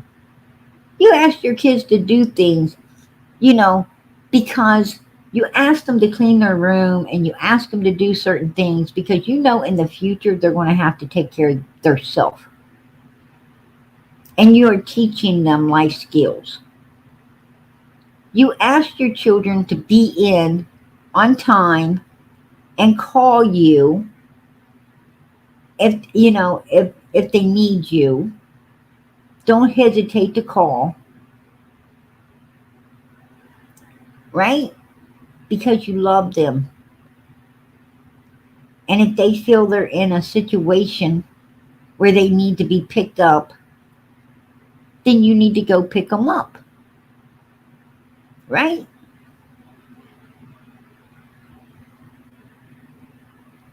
You ask them to, get all their schoolwork done and to make sure that they're doing their best. Why? Because you want them to be greatly educated in this world so that they can become someone in the future. Of course you want them to have smartigans, right? You want them to have common everyday sense.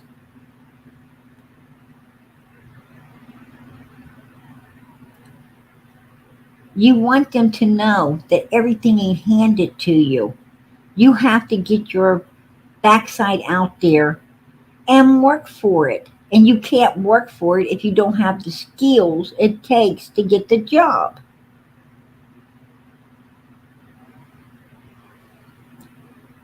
As parents, we are not wasting our breath for nothing. We're wasting our breath because we love our children. Right?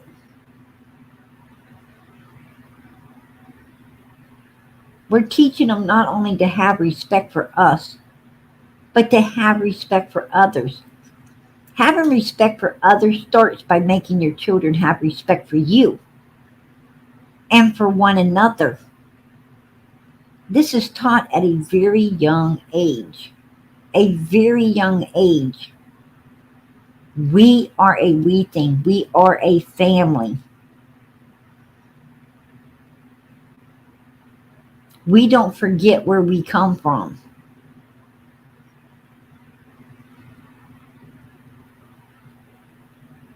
As a family, you stick together. You pray together, you stay together.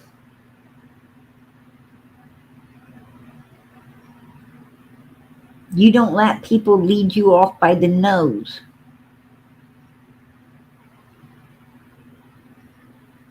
And turn you against your own.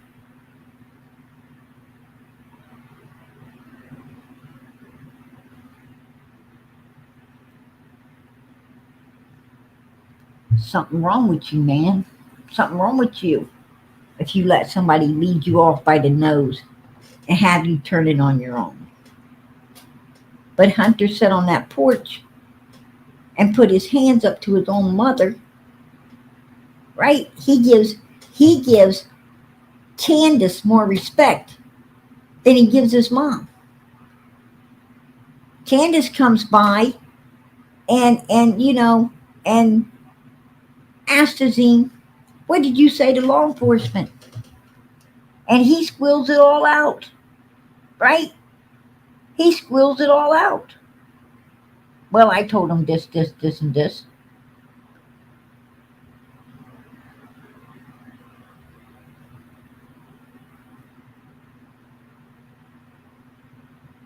I'm going to tell you what, if that was my son and he saw Candace and Grandis coming, he'd have been in the house, shut the door, locked it, And Kane got me. Because he wouldn't even have been talking to them bitches. Allie seemed to be on the... When Candace came there that morning to pick Hunter up, Allie was in bed. When Candace came there to talk to her son, Allie's on a fucking toilet. Right? She's on a fucking toilet, taking a crap. While her son is getting fucking interrogated by Dirty Butt Candace. Go figure. Right? And fucking wacky grandma. Right? Fucking old wacky sack grandmas out there. Dirty Butt Candace. Interrogating her son. While she's on the potty getting naughty. What the hell?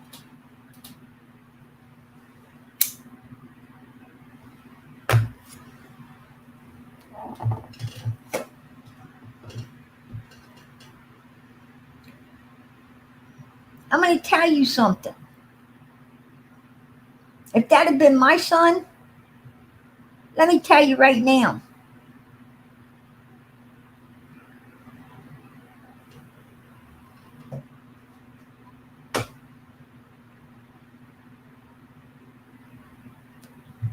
Just put it this way.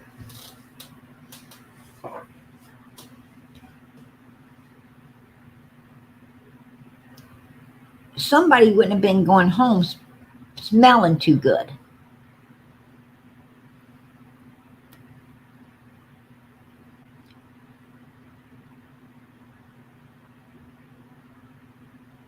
I mean, she was on the potty so long.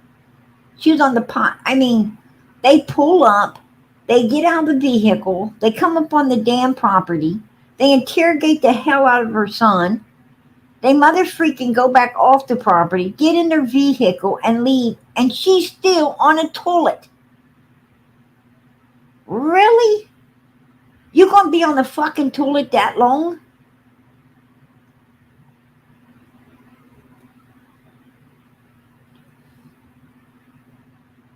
I'm just saying, man. I'm just saying.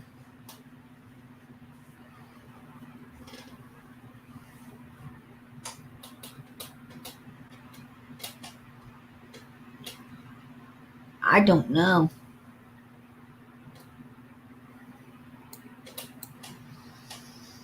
What can I say?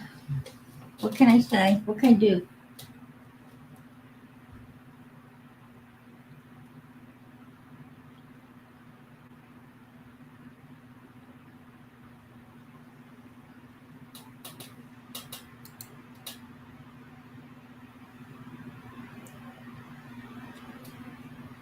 Yeah, that's the truth.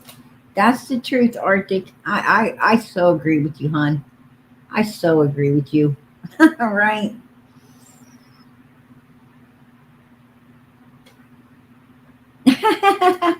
Yeah, I'm in the back. It could have been an excuse like the dog ate the homework. Exactly. Allie might have been up in there hiding, right? She might have been up there hiding scared. Who in the fuck knows? I'm going to tell you something. I'm going to tell you right now. I mean, shit.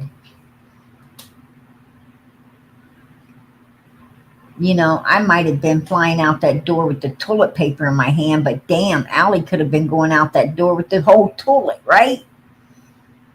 She's a big girl. She could have went out there with the whole fucking toilet.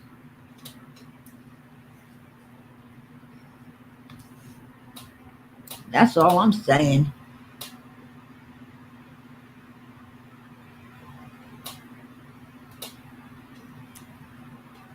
You know, it is what it is.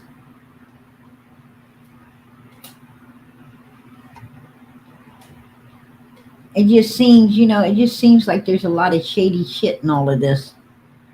A lot of shady shit. And it sounds like this woman didn't go to the vehicle. She's just making that up because she don't trust her boy to be telling the whole truth. She's making that shit up. It sounds like, you know, in case Candace and Don try to bring something down on Hunter. You know, no, she was asleep on those milk jugs. I couldn't hug her, wake her up. But now, you know, I wonder, you know, or else, you know, I don't know. Or else she thinks that her son ain't, you know, being honest and forthcoming, and that possibly, you know, he knows a lot more than he's saying. I don't know. I have no idea. You know, I mean, Hunter don't strike me as the type to be a sissy. Hunter don't strike me as the type to be a big freaking sissy and afraid of no Dawn and Candace. You know, absolutely not. Hunter strikes me as the type that would, you know, like, yeah, you bring it. You bring it. You know, you don't scare me at all. You bring that shit. I say what I need to say, you know, do what I need to do. I ain't holding shit back. He strikes me as the type that, you know, would be straight up and forthcoming with law enforcement about everything that happened that day. And not care. And not even care what Don and Candace Wells thinks. I mean, you know, this kid acts like a little thug, right? He acts like a little thug. Now, the only way Hunter's going to be keeping something if it's something that he feels is going to incriminate him and possibly, you know, have ratifications on him. And then I'm not too sure he would keep that. I'm not so sure he would even keep that. Right? I mean,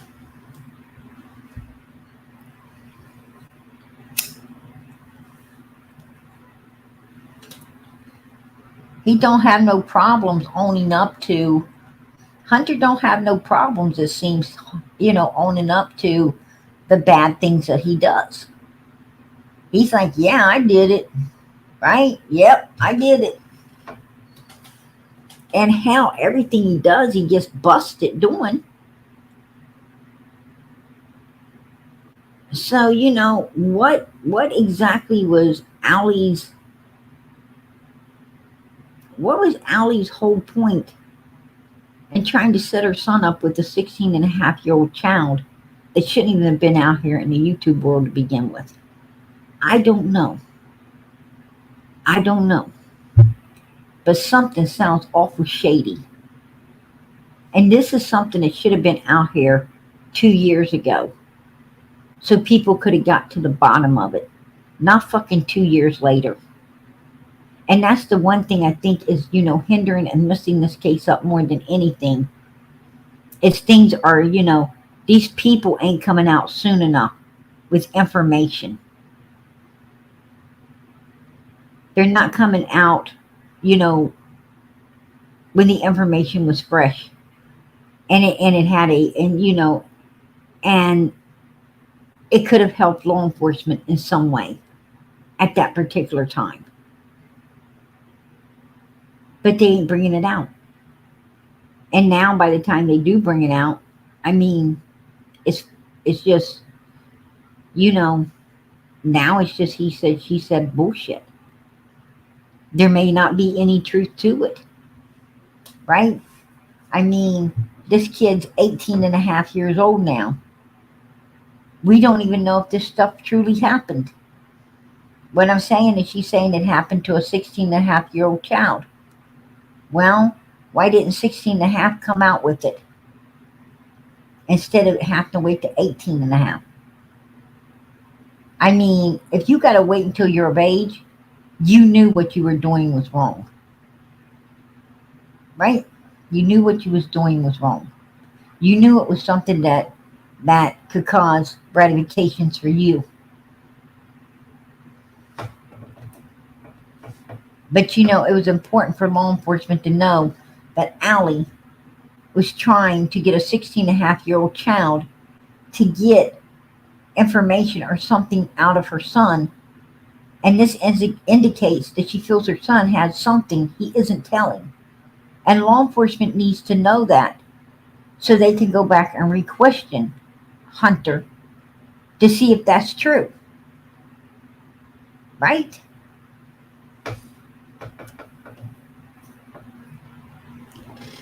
Just saying. Just saying. Summer's case has been hurt in so many different ways by things like this right here.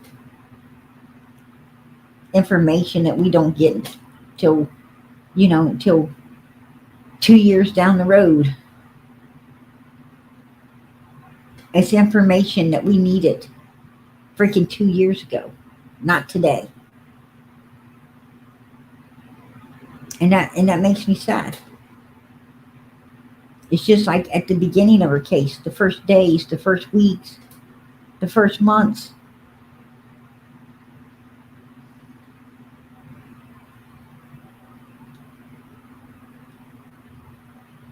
Everybody was dropping the ball.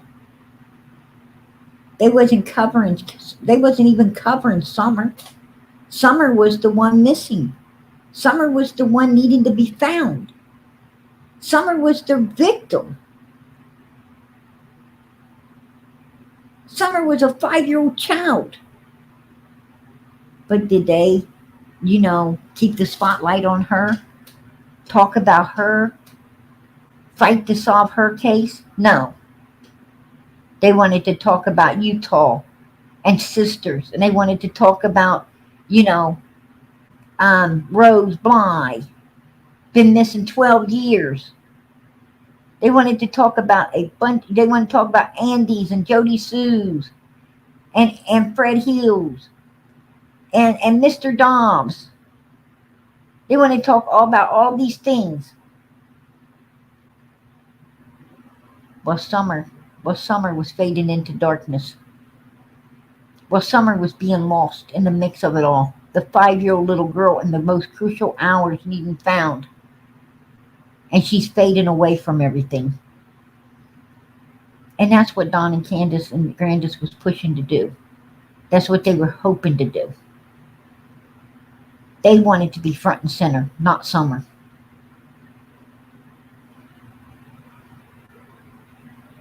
And they were getting what they wanted.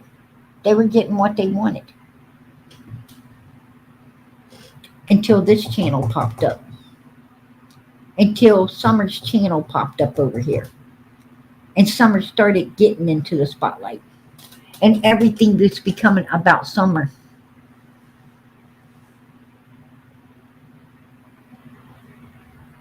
And Summer wasn't going to get lost no more.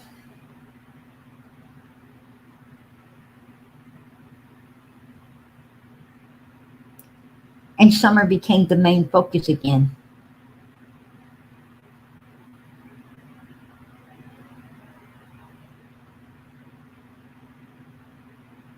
And then, even though we had her in the main focus, the main spotlight, we had to run that up and down all of these different dark alleys. Jody Sue's, Andy's, their son, H. Alley's, True's, Mr. Dobbs, Dudley, Fred, Laura, all these different things. The church, even the church, the flute player. We had to do all these things. Hey, Penelope, I appreciate that. God bless. God bless. It's been almost 3 years. What is wrong with you, Lawson?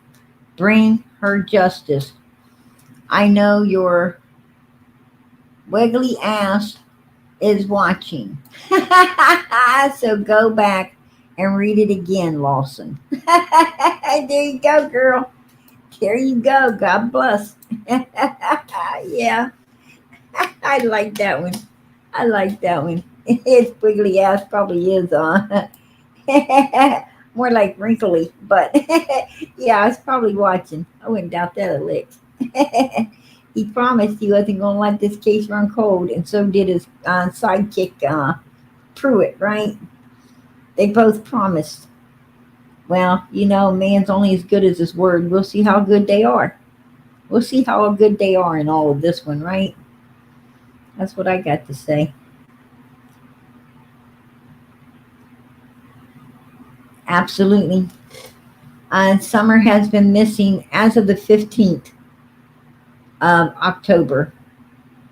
She had been missing exactly 2 years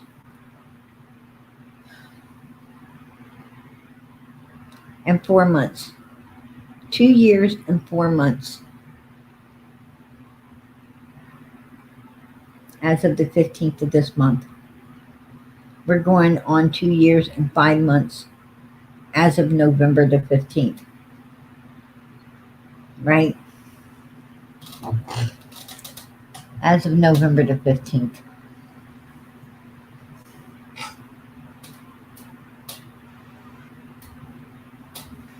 It is what it is.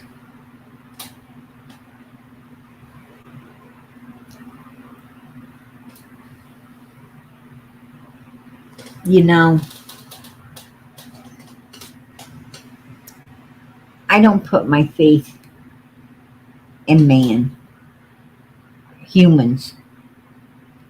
And that's because the Bible tells us not to, right? It says don't put your faith in man.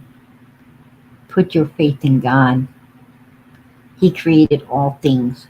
He controls all things. Everything. The only thing that humans get to do is make a choice. If you're going to do it right or you're going to do it wrong. They ain't no Mr. in between. You either made the right choice or you made the wrong. That's it. You either did good or you did evil. That's it. No Mr. in between. No lukewarm. Right? Some people try to be lukewarm. They're the ones that's getting spewed into Hades. But the only thing you have is free will to make the right or wrong choice when you get there. God done went before you. He already went before you, baby. He's controlling your whole day. The only thing you get to do is make the right choice or the wrong one. And he pretty much knows what you're going to do when you get there. Because he knows you. He knows your heart. He hopes you make the right choices. That's what he wants you to make. But it's your choice to be making. Right?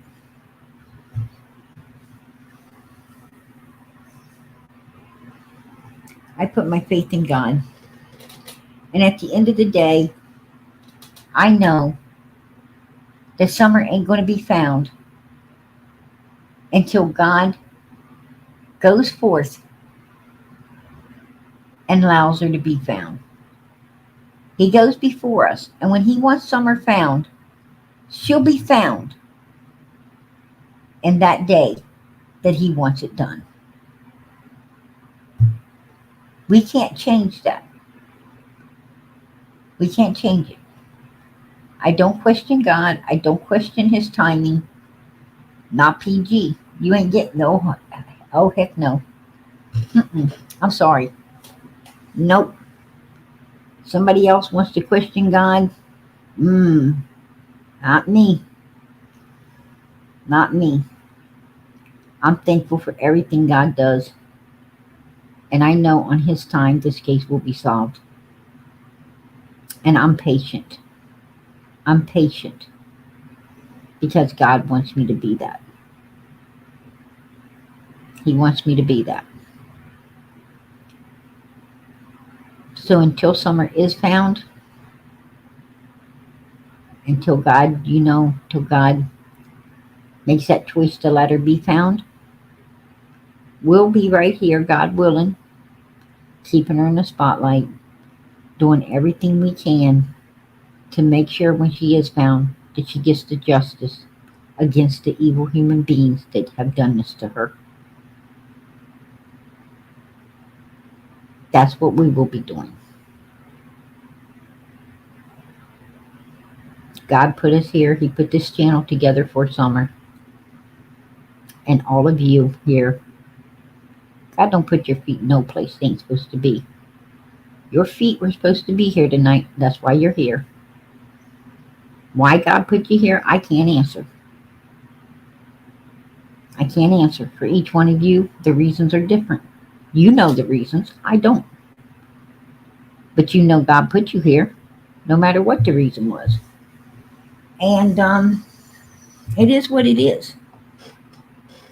And I truly believe that He will continue to put us together for this little girl until this case is solved.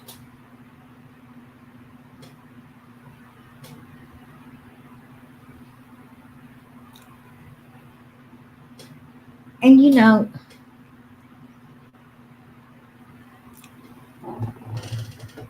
God always has a plan. He always has a plan.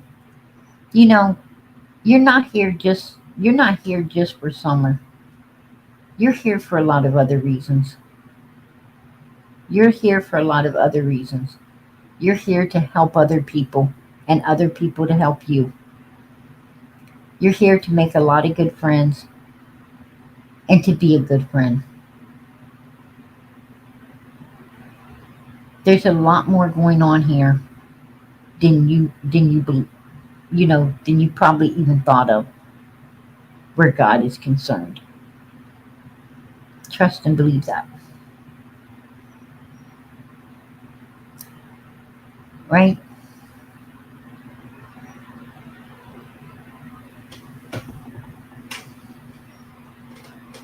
God knows what He's doing. And I know He knows what He is doing. That's why I ain't going to question it. And the fact that when it comes to God, I'm a coward. You better believe I'm a coward when it comes to God. I ain't afraid of nothing on this earth, but I'm scared of God. Trust and believe that.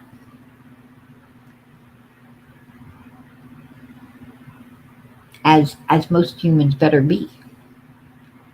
I mean, if God showed up right now, oh Lord. Right? He showed up right now. I don't know. What would you do? What would you do?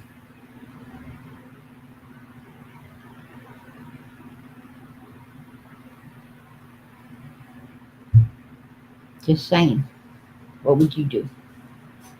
I know what PD be doing. Right? Can't run. Can't hide. You gotta face the music. You gotta face the music. Hopefully it's good. You know, the only thing you could do is pray it's all good. You've been doing what's righteous and not unrighteous. Just saying. But yeah, I wanted to bring these things to your guys' attention because I think it's important. I think it is very important that, you know, to learn that Allie has that much distrust in her son. That she would try to get a 16-and-a-half-year-old child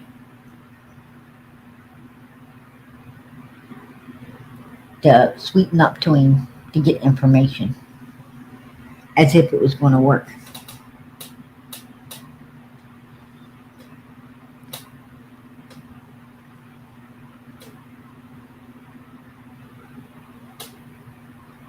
I don't know. Kind of weird if you ask me. Kind of weird. I've seen a lot of people supporting the chat tonight. I have seen a lot of people, and I greatly appreciate every one of you, each and every one of you that help support and keep this channel running. You do not understand how grateful I am when I see the contributions coming in to help this channel keep moving forward. It does not run and operate for free. And I greatly appreciate, and I even more so appreciate it because I know how late I come on, and I know most people's pocketbooks are done put away, but you take time to get them out and help, and I greatly appreciate that. God bless. God bless. So I want to, oh, Zelda, I appreciate that. God bless. $2 super sticker. Amen. God bless. I appreciate that. I absolutely appreciate it. And I appreciate all these beautiful prayers going up for beautiful Sunflower. I want to remind everyone, please, please, please keep praying for her because she needs all of our prayers. We got to keep those prayers going up. So yes, please keep praying. But I want to give you guys a meme.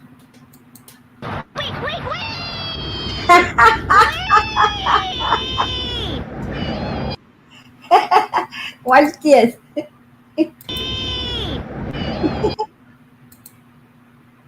Look. Watch how fast he goes. Come on, Robin. Why are you looking like that?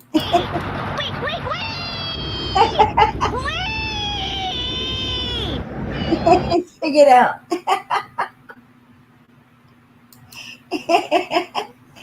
Yeah. I just want to put that out. Candace loves to have fun. She loves to have fun. Hey, I appreciate that. I appreciate that. Hope I say it right. Lucy? I hope that's it. I hope that's it. But I appreciate it. I appreciate your support for this channel. God bless. I'm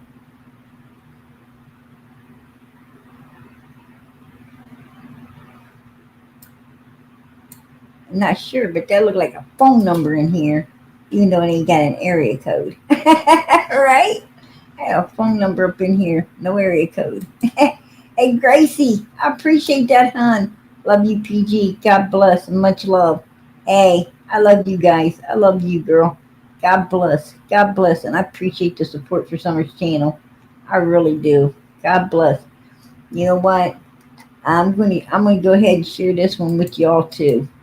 I'm going to share this with you as well.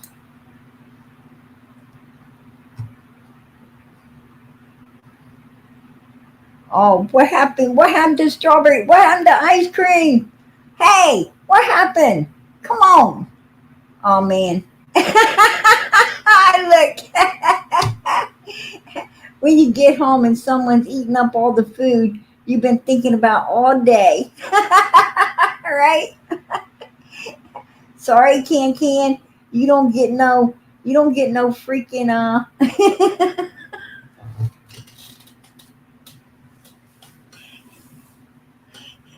you ain't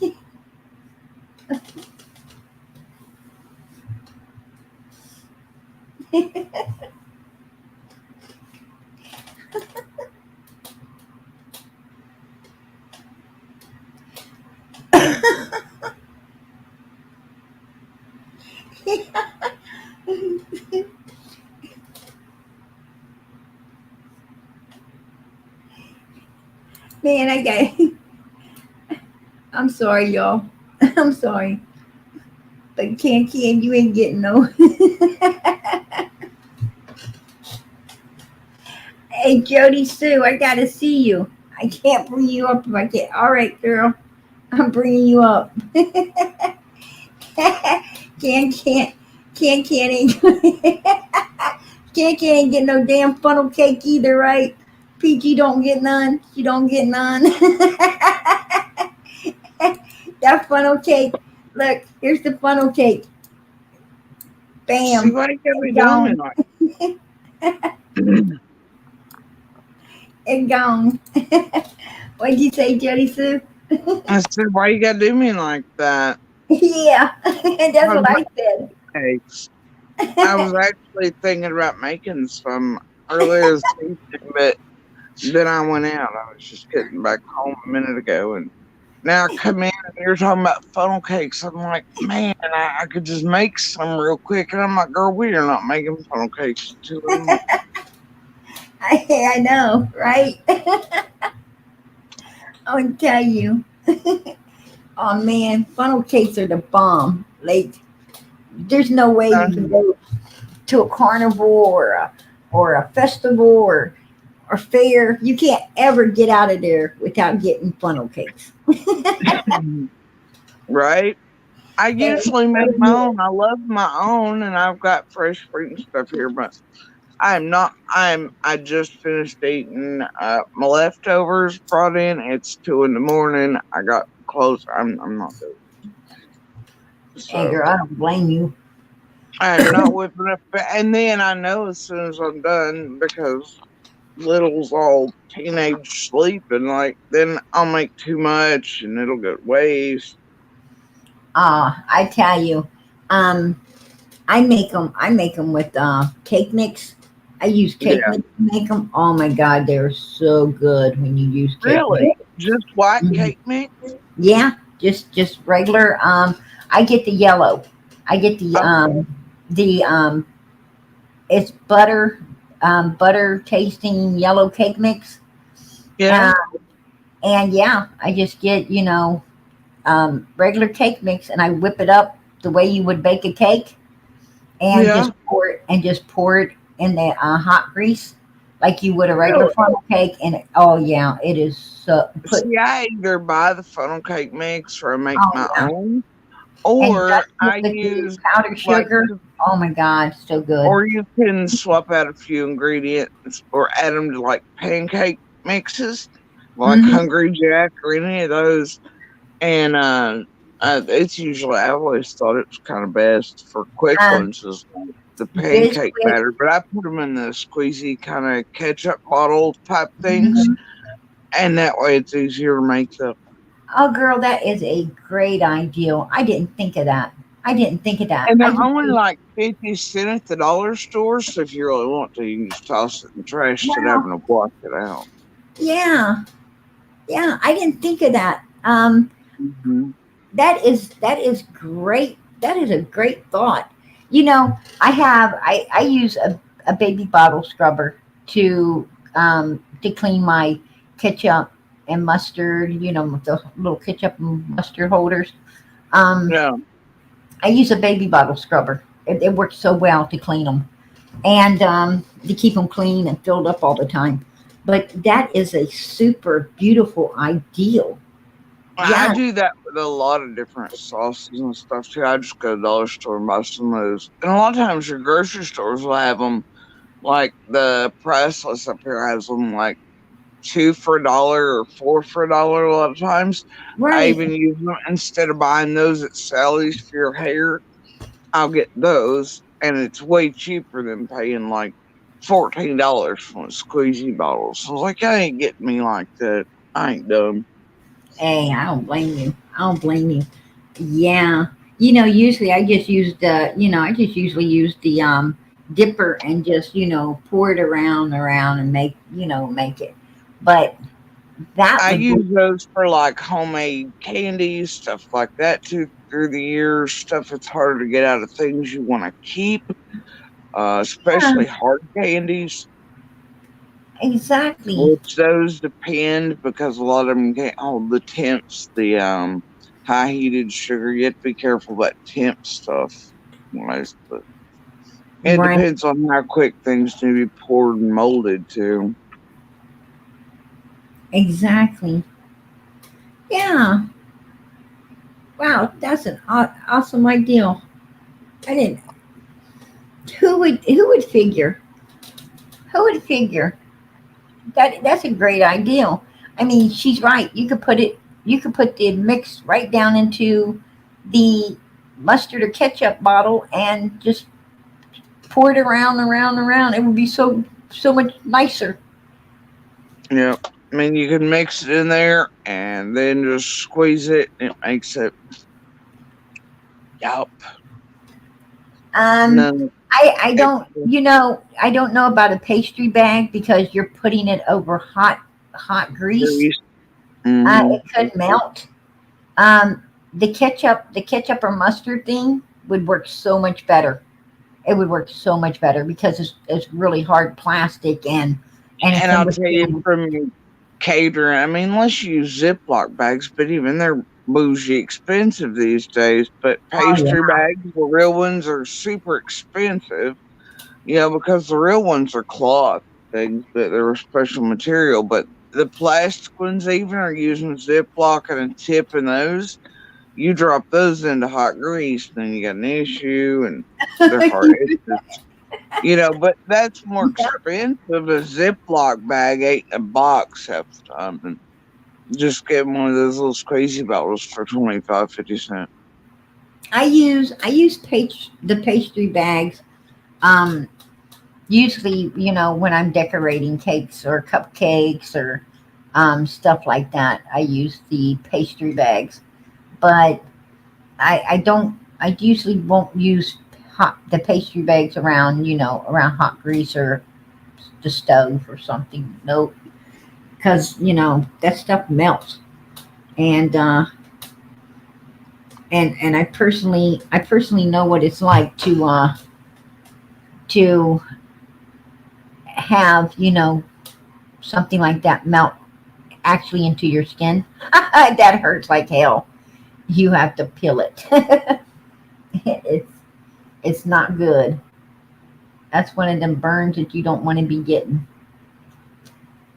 Yeah, I never was much for the grease burns, but Mm-mm. I'm going to tell you, it's insane. It's it is. I make my own egg rolls. Do you make egg rolls, Jody Sue? yeah, I have throughout the years. They're not my favorite, but I use pastry. I like making baklava and other pastries and things with phyllo and all that, and different doughs, and I like making breads and stuff. Oh yeah, I kind of miss it though because my hands they don't quite operate and function the way they did, and with my health the way it is. But I and it's love. very you have to do baklavas and certain other desserts I do. You have to put them together very quick before the phyllo and things can dry Right. in between layers. And right now, the speed and the dexterity are not there, so I can get my health on track. And it's hard to move like my hands and do certain things with them. It's like a trying to put um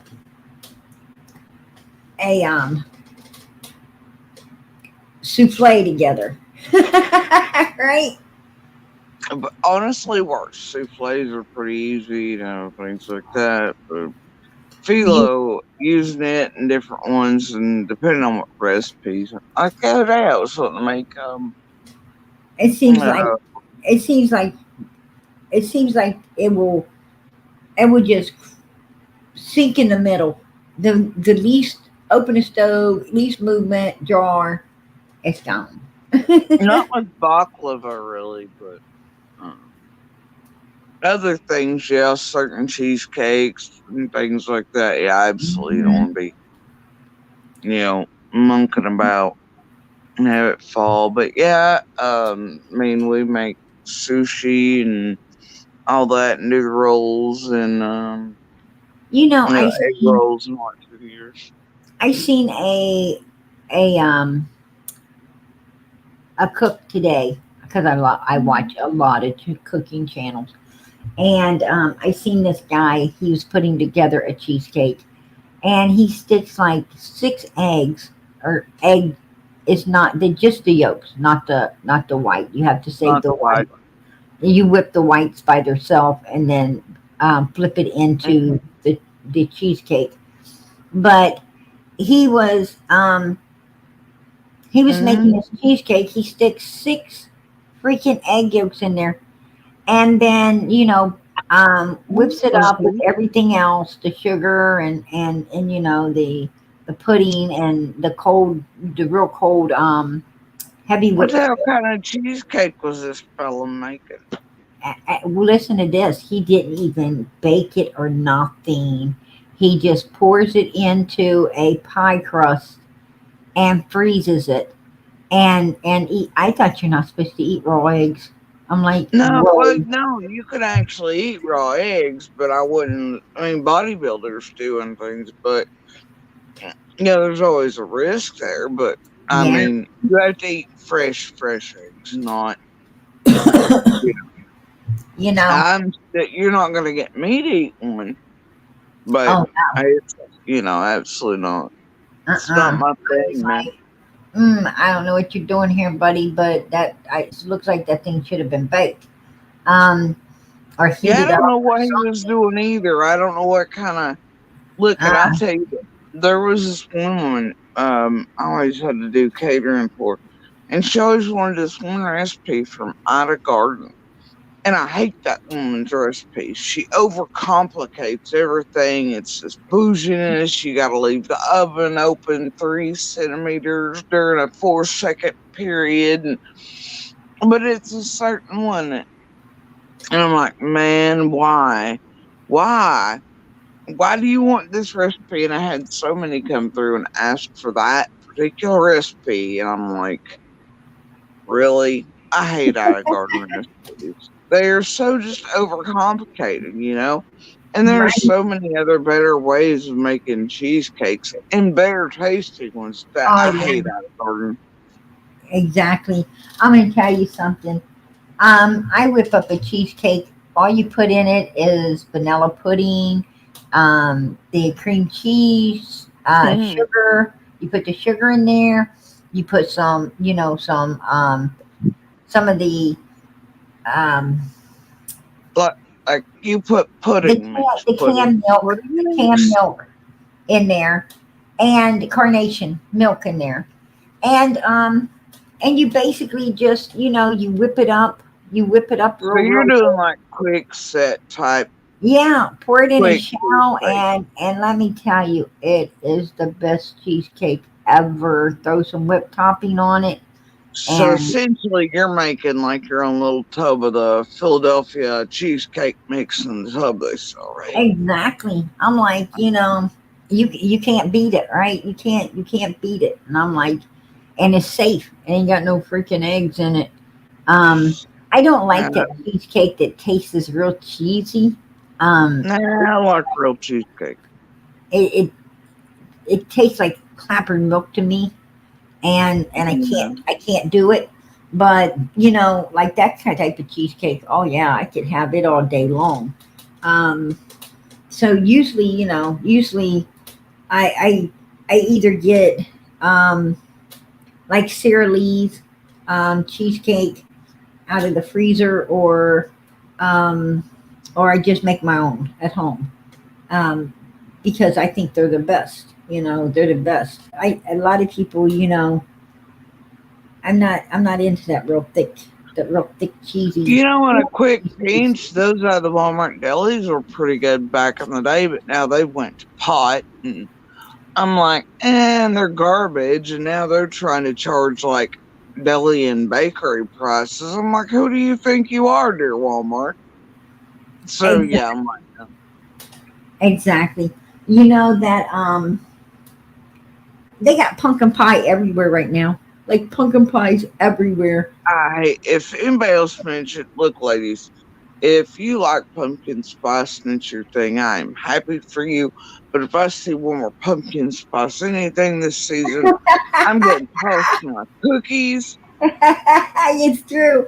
They got like pumpkin cakes. They got pumpkin pie. They got pumpkin everything.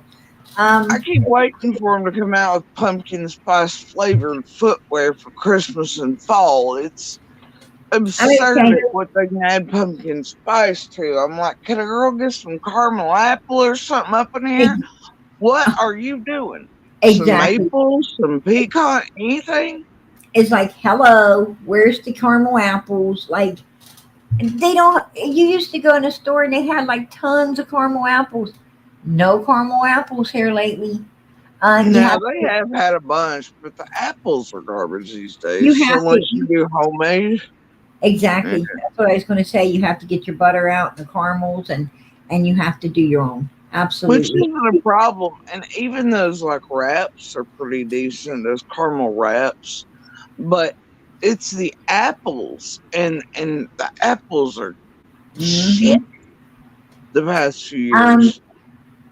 well, the apple crisp ones are pretty decent, and I like the the Granny Ambrosia, Smith Apple Crisp. are pretty The, good. Like the Red Delicious and stuff like that. You're right. They're more. It's like, how long did they take to get to the store, right?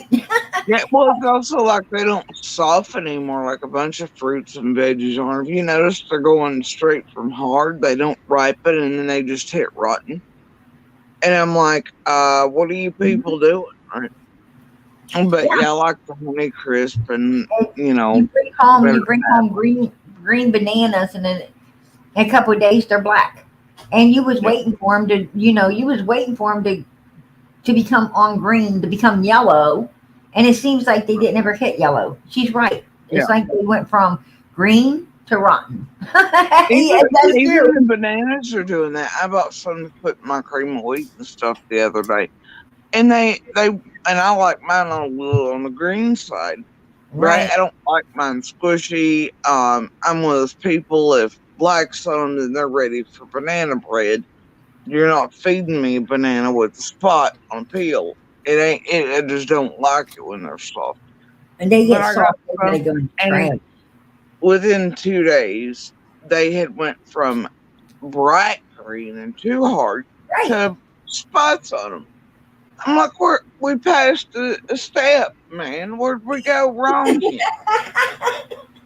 That's true. That is the truth.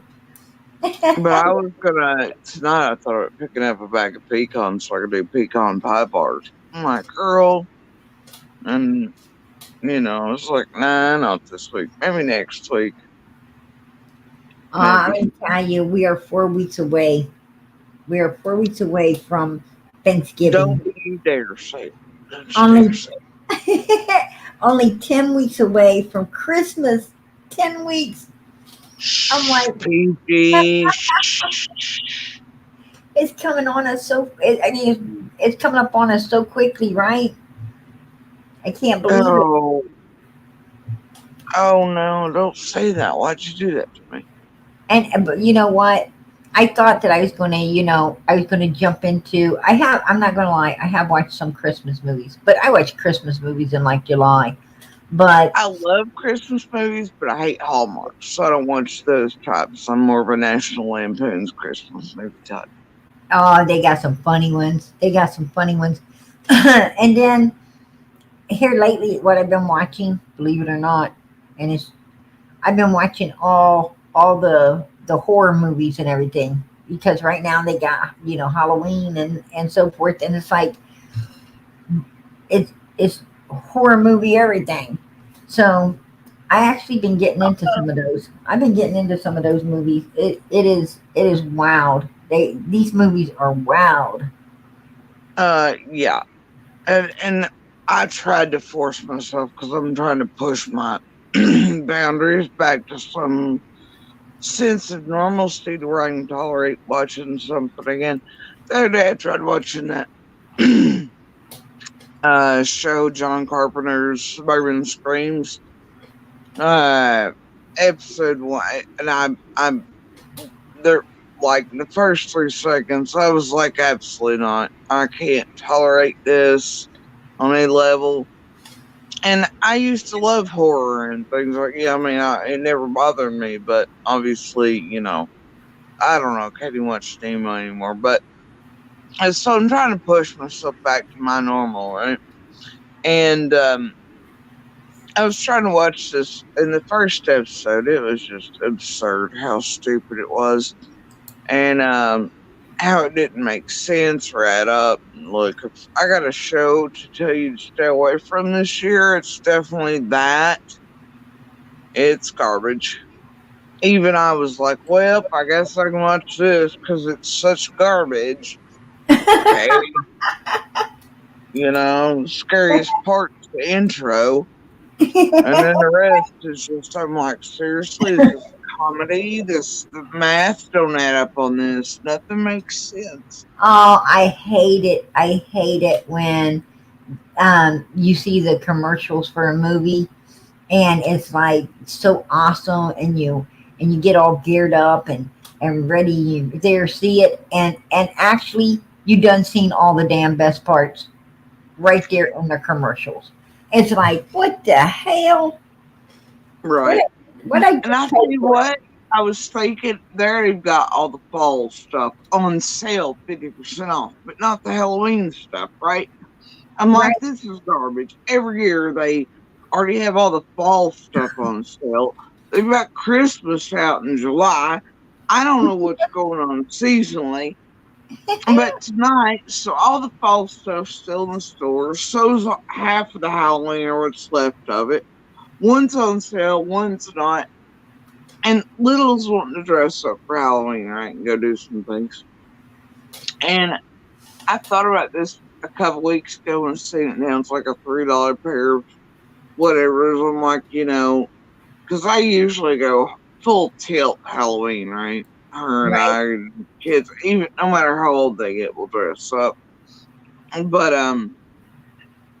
anyway, this year I was like, man, I ain't doing full tilt just like I didn't do last year. But tonight, for some reason this year they have, and there's this thing we started doing through the years. I was the first one. I would put Easter Bunny ears on this year, and my pap. The first couple of years I did it for usually Easter, I know, right? But otherwise, you know, he's like, what are you doing? You know, and you're an adult. Like, it makes me happy, Pep, right? And then I and my sister and aunt finally got him to put them on, got pictures about that.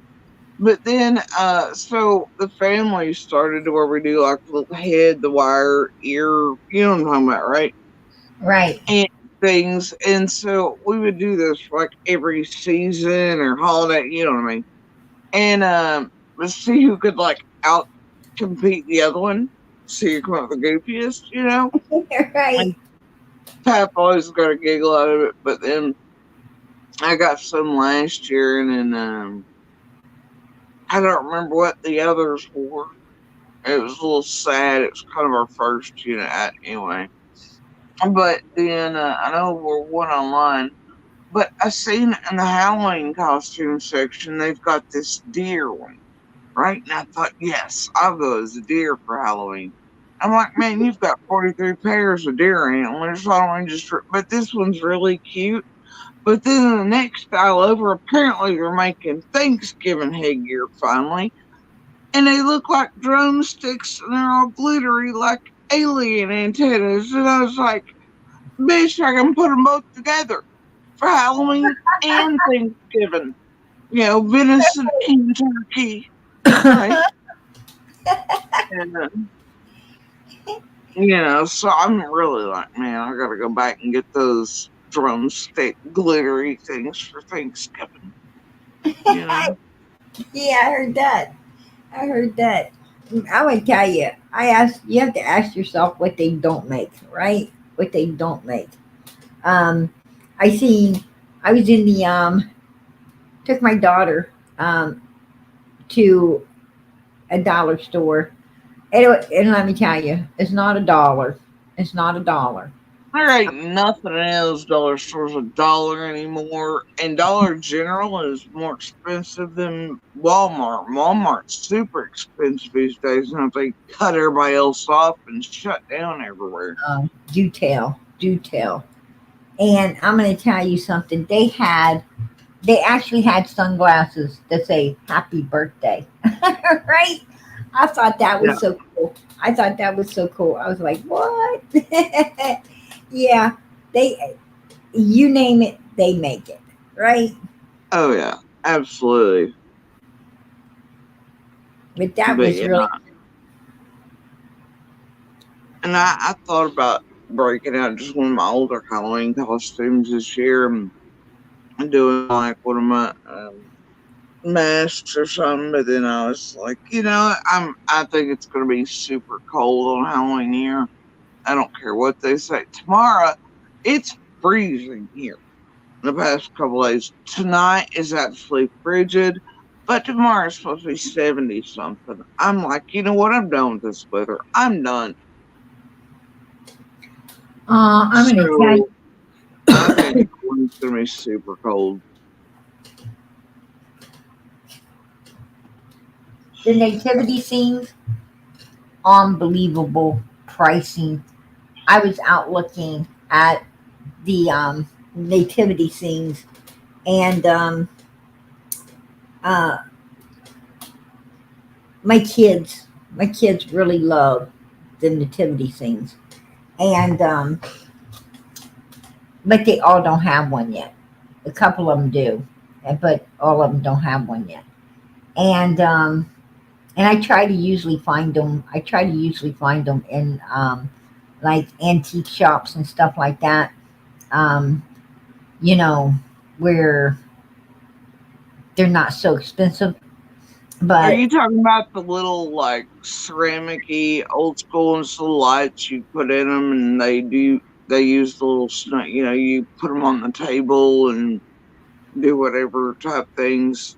I know the nativity scene is the picture. It's novelty. It's a novelty scene. It has the little Jesus and Mary and Yeah, Joseph I mean and it's got the angels. nativity, but is it like you have a little house there featured on your picture? You know what I'm talking about? They sell the little houses and all that. You sit them down on like a little bed of cotton, during certain seasons, sit them out on a table or wherever you're putting them. Or are we talking like nativity, yard light nativities? The ones that's indoor Oh, nativity scenes. And I seen one today. It was like $400. I was like, what? $400? I'm like, that's only a wish, right? That's just a wish. Um, I was like, nah, I can't afford that one. But it was beautiful. It was absolutely beautiful. I couldn't a whole believe it. lot of my friends and family have collected all this throughout and not just the nativity scene, but the little houses and Yeah, like the whole villagey thing, right? yeah, Yeah. exactly. Mohawk Mom was talking about the Christmas village. Those things are expensive too. They're expensive. I mean, it can cost you up to a hundred fifty, $200 just for one of them little houses, right? I mean, it depends What on what have you they get. stopped making them? Are they collectible now? Um, Cause there's like, bro, I got boxes of those somewhere. Like, I mean, I'll have a yard sale. Like, I'm oh, not like, I'm going to tell you what's really went up in price. I mean, you used to get them for nothing. Nothing was humbles. Humbles, the value of them humble fell out from figures. underneath them, and Yeah. those humbles were like you could get them for a dollar, $3, $5. I mean, they was like the market really fell out from underneath them. But now the markets came back and like just one of them, the humbles go for 300, $400. Yeah. They are I don't super know. expensive. And I'm talking used. If you get them on like off of eBay or whatever, um, Yeah. they're super expensive. No matter if you go into the antique shops and stuff, they're same way. It's like wow, who can afford a humble now? It's crazy. The prices are insane. Weird. I don't know. I've never been much on any of the stuff like that. I like certain antiques, but like a lot of people, like they like milk glass, stuff like that. But then they start collecting. You can't get rid of certain antiques anymore. But I hated milk glass. I still do. I do just milk glass. You Now, know, particle glass, that type of thing. Certain companies that make glassware. Some of the stuff. Um, some things are pretty. It depends. um, And I have like things from my great grandparents, my great grandparents, and things that family members on it for years and all that. I tell you, um, I'm one of those people. I don't hold a lot of stock in, in the name of something. What I do hold stock in is how it's pleasing to the eye. If I see something that's pleasing to my eyes, I don't care. I don't care if it's $1 or $50. It doesn't matter. Um, you know, it's I have to like it if I'm going to buy it. Um, I don't buy stuff because I don't buy anything because of its worth. Put it that way. Yeah. A Um, lot of my because friends I or my don't. elders, we do yard sales and all these things, and they would collect based on name or what pieces they're missing in a certain collection. Oh Me, yeah, I'm like, even with antiques, I'm like, look, unless it feels good, looks good to me, I don't care about the McCoy or the names or the fire this or whatever that. If I like it, and I buy it for me, not to go into a collection. yeah. I'm gonna tell you, there ain't nothing worse than having a collection of something you truly love, and then there went to baseball, and part of it's gone. Right? It's like, oh no, you didn't. It's and then how are you going to ever replace it? How are you going to? I mean, I had so many things that nope, they can't be replaced. They can't. Right? You know, um, I wouldn't even know where to start to look for them anymore. So Like I have really expensive things, from from early childhood on that have been bought for me or I've bought for myself or saved up or like every state we would travel to or every beach trip. A couple times here we went, that was the only place Pap could find my Linux Tinkerbells and things a year, and then eventually you could find them here. They're super expensive pieces I have, and then I bought quite a few through the years myself from different places, different things. But to me, it's about, their value. Yeah, it's not the Linux name or what they're made out of. It's not the China or that they're 24 gold. It's that they came from my pap, and to me they're not replaceable, but a lot of the things that are, it's like little bracelet ring I wear on my hand all the time. They're things my little made for me, like when we came here. It mean more to me than diamonds on my hands or little clay things they made in school for me. I mean, they hold bigger spots in my curio cabinets than the things that are extremely and extraordinary expensive. that's the truth. Ain't that the truth? Um, you know, that is the truth. It, it's something your children made for you to, hang on the refrigerator or set up somewhere. Um, it does. Their little handprints on it, or you know, yeah, absolutely. Is something that you can't let go of. Oh, it's like I would always put their little things they've made for me throughout the years, or little rocks they brought me at certain times, or mementos from where we went and things like that. And yeah, the little and just little odds and ends in the curio cabinets. I'd put them under the lights in the biggest shining places before I would all my, expensive pieces, and they always kind of giggled at me, but um, they mean the world to me, you know. I heard that. You know, if any child hands you something, I don't care if it's, I don't care if it's a feather. I don't care what it is. If a child hands you something, Jody Sue's right. It's more precious than gold because all the people that child could have handed that to and then handed it to you. Out of all the people, that's worth putting in a, you know, that's worth putting into, a scrapbook and keeping forever.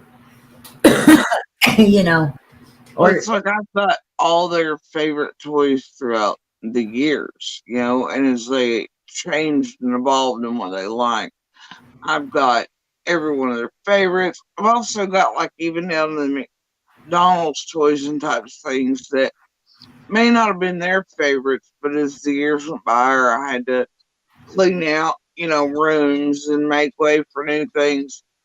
And even though they only played with them for like, a little while or this year, and they probably don't remember them, but to me, they always meant, they held things. So there were certain things throughout there that I'd always keep and I hold back because the kids probably don't remember some of them, but I do, and the particular right. days that surround them. And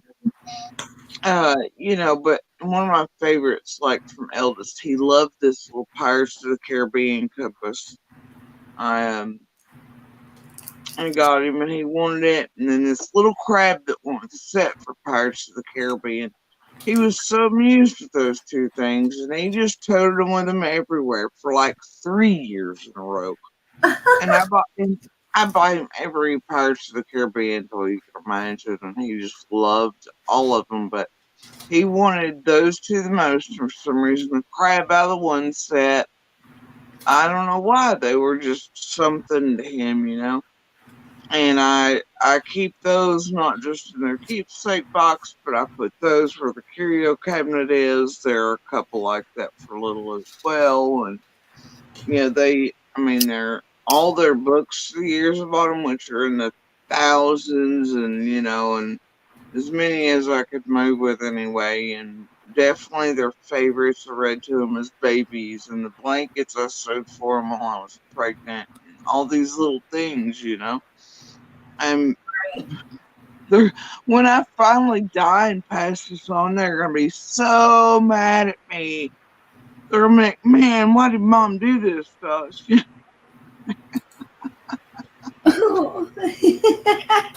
gonna be like, what is this one McDonald's toy she kept? But otherwise, I put these things, big giant tubs and all that, and marked them and done whatever. But their first outfits for special days, things like that I've kept. But otherwise, and that's probably the worst of my stuff where it comes to anything else, though. If it's me and like when Monster went around and or he was locked up, something like that, I would go through everywhere. And I went by this method of, and I heard about it like I don't know where at the time, but the concept is that you go through your house and you hold something for like, I think it's 5 seconds, maybe 10.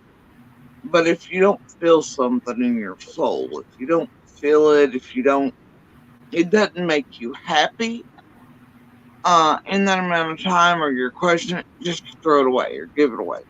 And not to touch it again, not to look back. It goes immediately in one pile or the other, and that's it. And man, you would be amazed how much better you feel like just in life and your home and everything. And it's simplified everything, made it feel better. But you know, Yeah, so I try to live by that method, and I buy things that bring you joy, right? And Exactly. you feel something when you touch them, and you keep it as minimalistic in a way as possible. Um, and you keep the things that bring you joy or make you feel something instantly. Really work wonders to go by that method. Absolutely. You know, that's the truth. That's the truth. You know, um, because this life ain't about what we have; it's about who we have, and you know, and that's exactly what you're saying. You're saying that it's those small things that mean so much to us. It's because those are the things that hold all the memories. Yeah. It's beautiful. So anyway, I didn't come to distract or get off topic or off summer tonight. Apparently, I know. I was getting ready to go out of here. I was getting ready to go out of here anyway.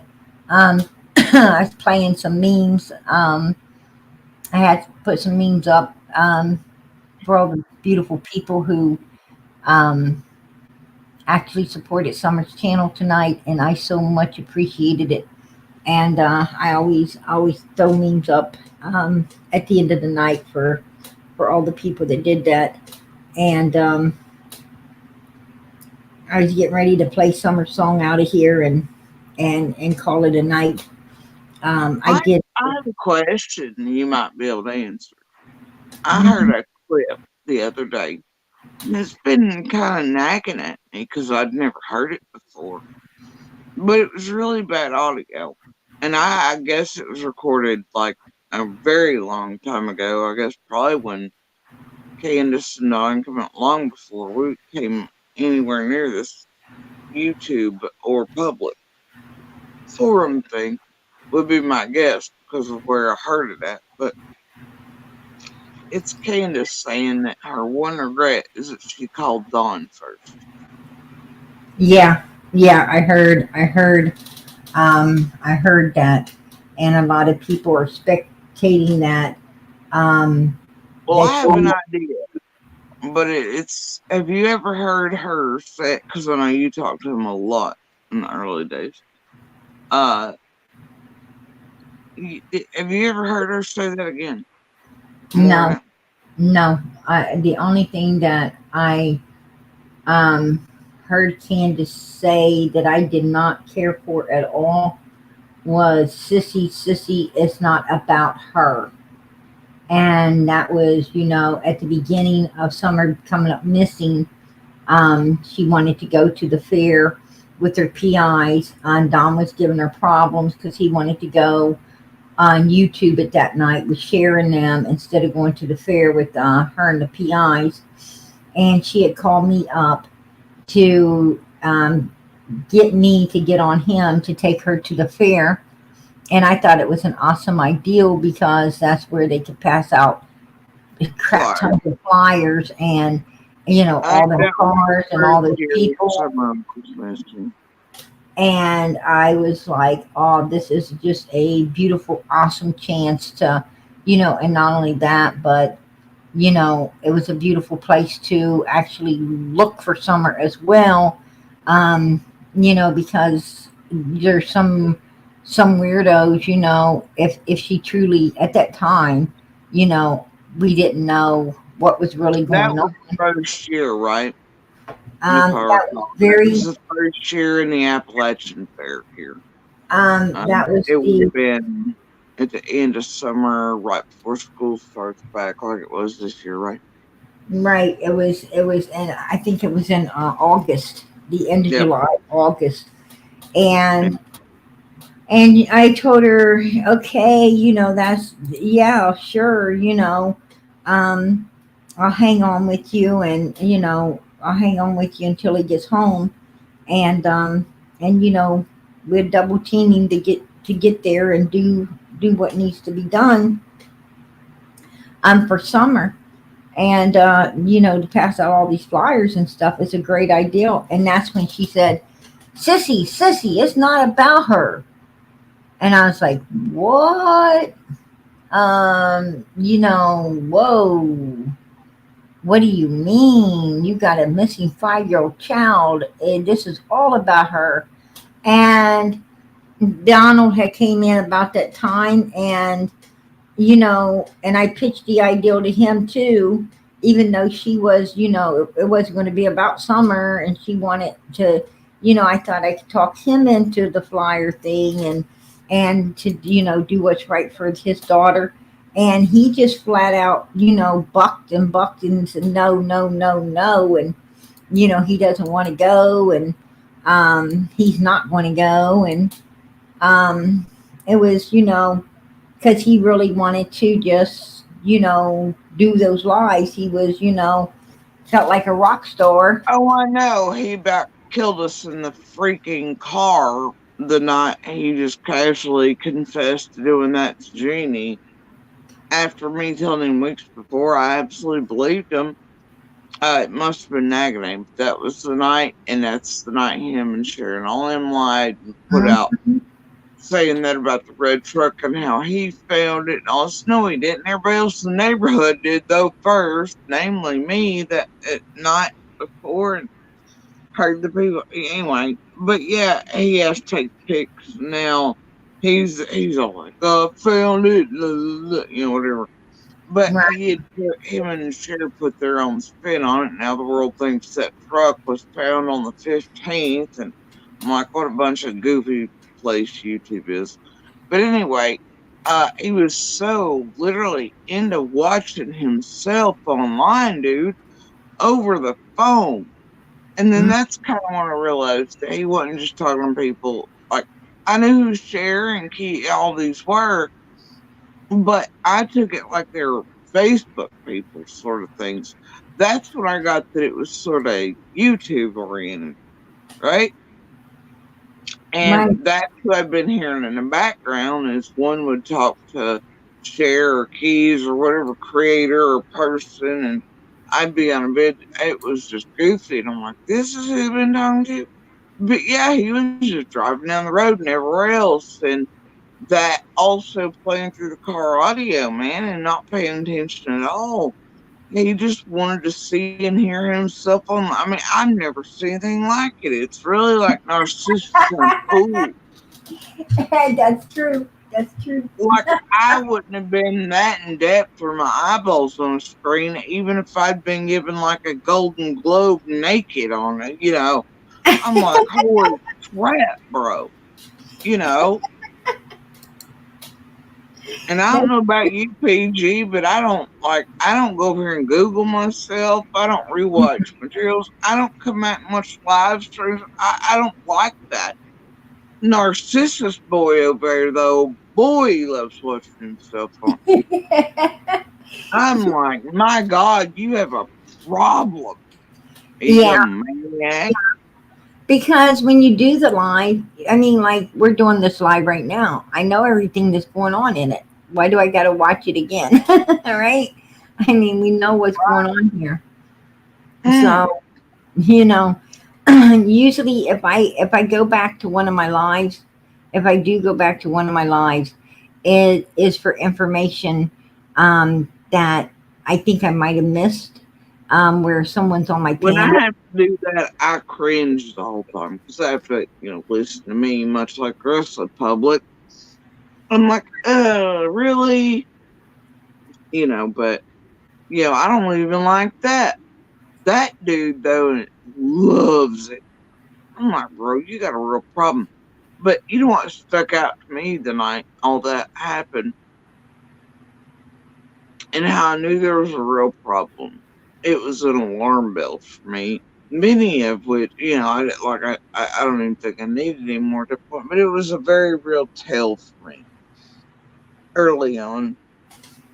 And, when I heard Sharon them on that, get it wrong, and I thought it was like an audio or signal drop, right? Whenever he done the recording or it was with them or whatever, the video that was, because he waited for it, like the premiere of it or something. I think that one in particular, I don't know, but he was watching it. He hadn't got to watch it or something like that, and so he put it on, right?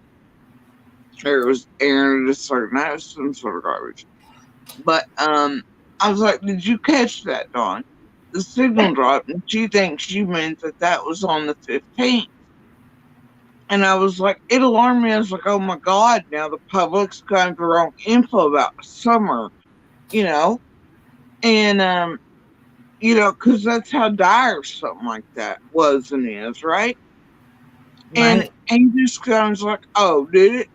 And I was like, yeah, Dawn, you didn't hear that or catch that? She just said that was the 15th. Dawn, that truck thing was just like yesterday this morning. And then it occurred to me, wait, something's wrong here. But he didn't even care. I was like, you need to call him and let him know to fix that. And he was like, I had to be fine. I'm like, huh? You wouldn't want people across the world thinking that. It messes up your daughter's stuff. And I just stood there kind of in awe, and I was in the car, and he was continuing to try to drive and watch, listen, and I thought we were all going to die still, so somebody need to keep our eyes on the damn road. And then it occurs to me, I think about it, I'm like, man, one more sign that this is not about Summer, And then later on, coming here and through the months, being able to piece together and hear Cher messed it up on purpose and see that right before she does all that night, she's on and she slips. And she knew that it was way after Summer vanished that red truck had wrecked there. And so did he. And then knowing that it was indeed a plan to twist and create more chaos and lies and shit, and knowing that they were all doing it on purpose, and Dawn was aware of it at that point and didn't correct it on purpose. It wasn't about a signal or anything dropped. It was done on purpose. And then in the car, seeing him more enamored by himself than caring that misinformation just got out to mislead a whole world of people. And even I didn't have an idea of how many were watching or anything at that point. And I still didn't think much about it. I didn't think like it was anything like it was when it eventually came public. I'm like, oh my God, Right. So I can only imagine months prior in here. I'm like, how many did he mislead and they mislead on purpose while pretending to come here under the guise of, I just want to help her daughter. No. I thought, So for me, hearing either of them say it's not about her, it's not surprising. Right. You don't come here for help and then just put out garbage, mislead people from the beginning, and I can go all the way back now and watch some of their first stuff, and they're lying to papers and journalists and out here to YouTube and wherever else and talking about no roadblocks, no cops, she's not here, she's just there, and I'm like, dude, they're lying, they're acting like nobody knows, this is a Barney Fife mission. I mean, what do I mean there's no roadblocks? There's roadblocks first night. Why are they lying like that? And then to watch all these other things be done, and even them to say that recently with Cher Guinness, they tried to do another marathon. I'm like, what is happening? If you're here to help Summer, just quit lying, dude. Stop. Exactly. Quit making it like nobody in the community cared. Everybody's a bad neighbor. The equipment wasn't there. Like, you had to come to YouTube to help, and you needed to PR this or a whatever to hold your hand that. I mean, they had family advocates. They have victims advocates that are free through Blunt Blip here that come automatically. They're already, you don't have to pay those people, in cases and things. That's what they're there for. It's what probationers these pay for, is to provide those. and their salaries and things for, crimes of all kinds to advocate for the family. They're provided by the state of Tennessee. FBI offered them everything from top to bottom, and they refused all that to come to YouTube. So they ain't got no help, but the whole time, the best help in the world, including card team and profilers and everybody outside their door. Precisely.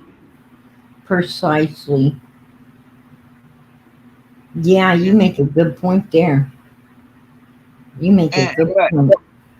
none of us knew as neighbors, really. I mean, we'd watch like a Facebook or something, or go into a group, or we'd open up Facebook for a minute, or a neighbor would be like, "See what Dawn did today on Facebook?" And we'd be like, "No, we've been kind of busy, with the real searchers and interviews and feds and profilers and the real card team in here and helicopters and doing what we can to help. We ain't been online." And yet, those two over there all day, every day, it's where we're on phones and online and messing Mm-hmm. around with YouTube instead of outside with. And I'm like, what the hell? This is what you all were doing? This is what you all were doing? Right. Right. You had some of the best media and help right outside the door and right outside the blue tents and at Solomon's. And why? Why? And I still want to know why. Right. And the rest of us are out there trying to help them look and busy. I don't know what they were doing, but it wasn't all that. I'll tell you that much. But yeah, I've never seen anybody so into self as watching Don watch himself on chairs. It was like, holy shit, really? You're willing to die and kill me and have people on the roadway? Right. I know why. I know why, Josh. He lied to Hey, share. Josh. Hey, Josh. Would you care to jump up here on panel if PG will let you for a second? I have an idea. And maybe you can help me. And I'd like to ask a person. The lab, yeah, he might. I don't know. Hey, Josh.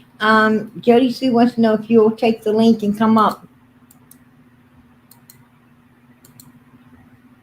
I know why, Josh. I know why.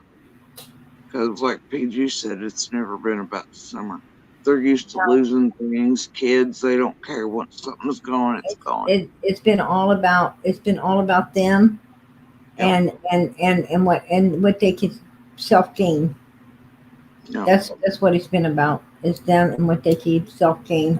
Well, it's like the message Josh put up in his live, how many weeks ago now, Josh? That message you had that where Candace is saying she wanted people met so they didn't hang. Not so they could help find Summer, but so her and Dawn didn't hang. Sorry, I put my headphones on halfway through. Can you say that again? Well, I mean, I think we all know why. Oh, It's yeah. always the chicken or the egg thing, but it's still, to them, once kids, animals, anything, once they're gone, they're gone. They don't really, She think said, about them. But it's like that message you showed on your live a week or two ago, where the people she's wanting to talk to, it's about, for her at least, it's about them not hanging. It's not about those people in her mind helping find Summer, right? Right. It was basically just the way that I read that was it was just to protect them for going. And the whole thing of maybe this is trivial, but when she said, so we don't hang for something we didn't do, and to kind of trivialize the actual event, to me was it's just all very telling, I mean, what was that, 2 months after, maybe a month after? Yep. And what gets me, it's just weird. she says, for something we didn't do. Right. So And but like she's hang, as in hang to me implies you think you're gonna face like death penalty or life or something, right? right. But at this point, that message, you're like, why would you have that idea? Summer's not found. Nobody knows what's happened. So, what kind of scenario do you have running through your head? Because, I mean, kidnappers, they don't, I mean, they smack people on the wrist, traffic fine. Kidnapping's not necessarily going to be like, a lifelong thing, but she makes it like, I mean, and that language worries me. But what I was thinking, did you hear what I was saying to PG a while ago about how I caught that little piece over on Emma's where Candace says somewhere very early on that her one mistake was calling Dawn first? Now, I didn't hear that, and I haven't heard that, but that's very interesting. It's over on Emma's, and I heard it for the first time 3 or 4 days ago, and I've been mulling it over. It's been bothering me badly. And especially now here recently in the past few weeks, I've heard them trying to make it, and throughout this in the past few months, there are moments in here where Candace and Dawn are both trying to make, like, you have moments throughout all of this with Candace, especially around Ernie and DK at certain points, was trying to make it like she didn't run into neighbors at all or anybody or see anybody, right? Right. But she clearly ran into me, and then she ran directly into another witness that was a witness to, her running into me. And so it's a lot. And out of anybody on this earth, I know I'm the only one that heard. And it's always bothered me. I know I heard verbatim, clear as day, clearer than anything else that day, probably, the conversation between her and Dawn. And she came down that driveway.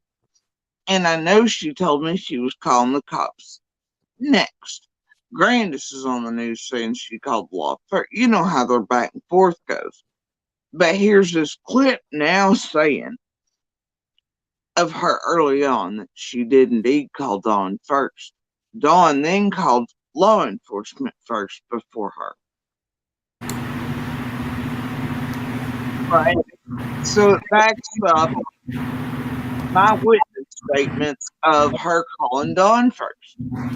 Well, this is from what I understand, and is that Candace, there are supposed to be 2 phone calls to 911, but one of them isn't.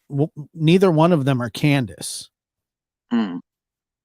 Well, I heard one was eventually Candace, the last one, but that so that it was Dawn and possibly one of the children called. Maybe that's what I have kind of understood, is that Candace never actually called the police, and that from all reports that day of people there, that Candace wasn't particularly interested in talking to the police either. Well, that's why, I mean, like, what bothers me about her saying that and saying my one regret is calling Dawn first, I have a really good idea why. And it's why I think it's always nagged at me that my brain went, I think it was just because of the way the moments went and it was so quick, right? I hear her and Dawn loud and clear as day with more emotion than either have ever shown or felt for crap otherwise, other than hoaxes, right? Right. And I heard it word for word, Josh. Whatever conversation they were having coming down that driveway was important, and she made Dawn aware and shut him up when she seen me, right? Oh, wow. And I was very confused when she does pull up to me. I was looking for another person inside the vehicle with her. That's how damn loud this was, Josh. I didn't miss a thing either were saying that day. But my mind, because as soon as she pulls up, She's like, Summer's missing. I was like, I know I heard you hollering. I heard a scream earlier. I'm sorry. I didn't know. I'm trying to look it up. And then Dawn eventually pops up on the phone. And Dawn's like, so you tell me someone took my baby girl? Well, no, I never said that. Dawn threw that pebble out there, though, right? He was the first one to ever do so. So he said that to you? Yeah, Dawn said, You're telling me that somebody took my baby girl to you. Then the blandest Dawn accent thing you've ever heard. Dawn I've heard popped that. up, and that's how I realized what I've been hearing. Because I really thought there was a whole ass other human being in the car with her, Josh. That's how loud her and Dawn are being coming down the whole driveway. Well, so hold on one second. Before he said that to you, had she been talking to Dawn on the phone? Yeah, all the way down the driveway. Okay, so I got what you're saying. All the way down the driveway, and I could hear it word for word. And I was like, that. I mean, when she pulled up to me, and then there was nobody in the vehicle, I'm like, what the hell? Where's the person that was just here with her? And then I was just like, fuck it, because we're all like, all this stuff's going on. She immediately says, Summer, I can't find Summer, is what she said. And I'm like, I know, I'm looking, I heard you hollering, I tried to holler at you, but I heard a scream earlier. I'm sorry, I didn't know. And I was like, where's the last place you seen her? She told me, and I knew whatever she said to me was bullshit, right? That she had no real clue where Summer was. I knew I'd have to find the boys to get a straight answer or some sort of idea of where they actually seen her been, because I knew whatever answer Candace gave me was bullshit. So I didn't even really catalog troopers and all the surrounding law enforcement agencies got that statement from me, right? And but to this day I can't remember verbatim really what all it was, because I just knew it was bullshit. You know what I mean? Yeah. No, and but I know she did not tell me, oh, Summer's kidnapped or Summer's whatever. So the next, and this goes very quick. I mean, like, quick. This is a very quick interaction. Then Dawn pops up out of nowhere and it startles the shit out of me. But she's got the phone in her hand. It was a thicker black one, thicker case. And it's like this, right? And I hear Dawn go, so you're telling me somebody took my baby girl? Yeah. Okay. And my gut dropped, and I'm like, holy shit, that's how loud they were being. And it sounded, I mean, I know that I heard that conversation word for word. And I mean, look, the feds have told me to keep waiting. Things will come and go, and they still do. Things piece together. You realize this means this, and you'll look back and go, wait a minute, hold up. And you'll have some of the stupid epiphanies and basics that just flew over your head at the time, right? And all kinds of things will drop, but I'm also getting to a point where I'm losing things, right? And do you think that she was feeding Dawn the info? Like, as she was like, hey, just say this, or this is what's happening, or before you heard him say that? Like, was obviously it wasn't a genuine reaction. I think Dawn was already in control. Oh, he already knew. Okay, I got you. Because he had on the phone, according to him, I have an idea this has not been Candace and Brandis' script. And how Donnie Boy goes around with the feds wanted me to sit down with pen and paper and help rewrite and to add everything together and do the timeline. Why in the hell would you ask him to do that? I think there's been a little testing. What I was going to ask, because I think it's very important before I lose anything else, especially as my health seems to be taking a crap. I keep waiting. I've waited for 2 years and 4 months. And I claw at my head every day trying to get that conversation out. Josh, I know it's right there at the cusp every day. I mean, every day it's that close. I need help getting that out. And if Chris has anybody or access to other people that he can help me access, that can use any method they can think of to help me get what I heard out. I think that is, it's like I always have since June 15th. I think that's a key moment for Summer. I think it is a very big clue and probably holds a lot of the answers, but I need someone to help me find a way to get that and access to it, because I'm telling you, Josh, that's how loud and clear they're being. I heard everything word for word.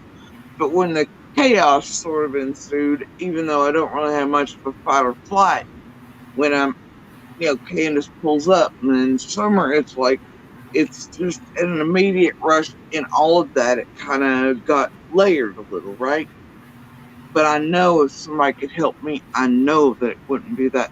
I mean, Josh, I could almost like close my eyes and speak whatever they were. It's that close every day, but I just can't claw it out. And I need help, especially in case something happens to me. Yeah, for sure.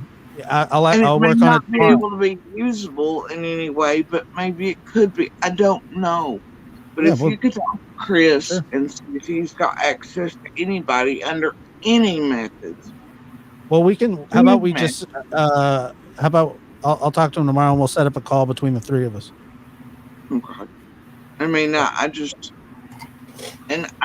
I've never been told I can't undergo testing. We've reached out for even polygraphs, the best around the world, and they want to prove me having one because it's an open and active investigation, and the Fed's down there from day one, so they don't need one. But I'd love to also at some point have that held back for law enforcement in case, and them only, not you, Fib, or otherwise, or to be clear in any manner, but just so it's there in case the worst does happen. It does turn into a cold case or anything like that. So they can always work from a baseline of at least, like, you know what I mean?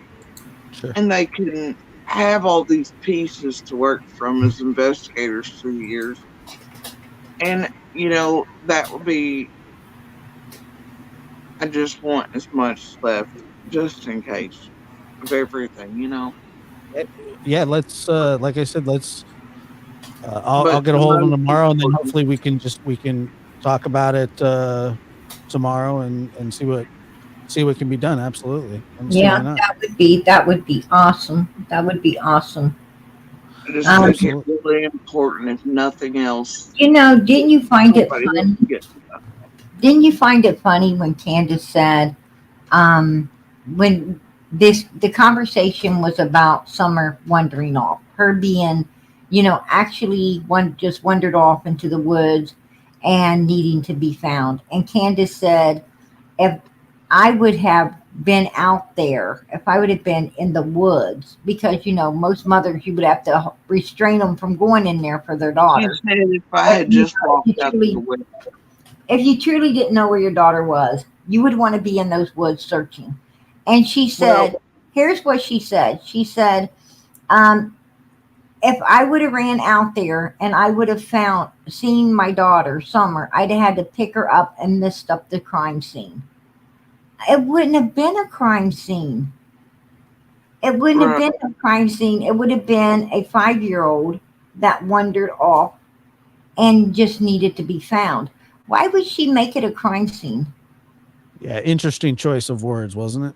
It was. Yeah, I always thought the choice of words about a crime scene was a little, what the hell? I could understand the mother, like, even if it was months later, you were looking for your child in the woods or something, and they had just gotten lost and perished from elements or something, right?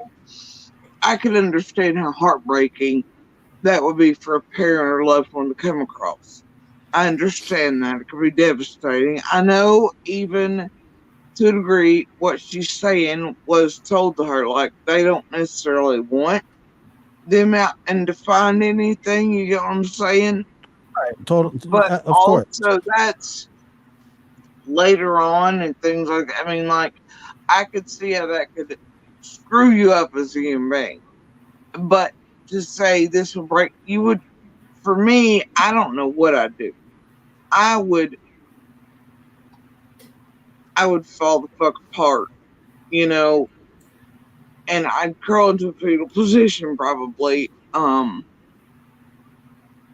I'd probably know not to touch anything, but it would be so they could find out what happened to my child. I wouldn't immediately be like, well, if we come across, I'd scoop up, you know, evidence in a crime scene, whatever, you know. And I just, for me, that was one hell of a leap too. I'm like, what did you just say? Right? Well, for me, it goes all the way back to the absolute beginning, and I have never found even somebody who a supporter of them that can answer this question. I do not understand why it took 11 or 12 days for Candace to make a public appearance and plea for her daughter, who was absolutely in their mind abducted. That doesn't, there's no excuse for that. I'm sorry, like, if okay, we say, well, she's in shock, there's trauma. Yeah, I can understand all that, but you have to, I mean, I see families setting it up in the living room, you know, the night of, if you know, stuff like that. It never made sense to me. Well, I know it's like, from my perspective, it gets even weirder than that, because what I hear in the absence of certain things I should have heard, right? But then later on, you have them and Grandis on the news, and I hear them lying about certain things, because guess what? Unlike the rest of the world, I was present for some of these events, you know.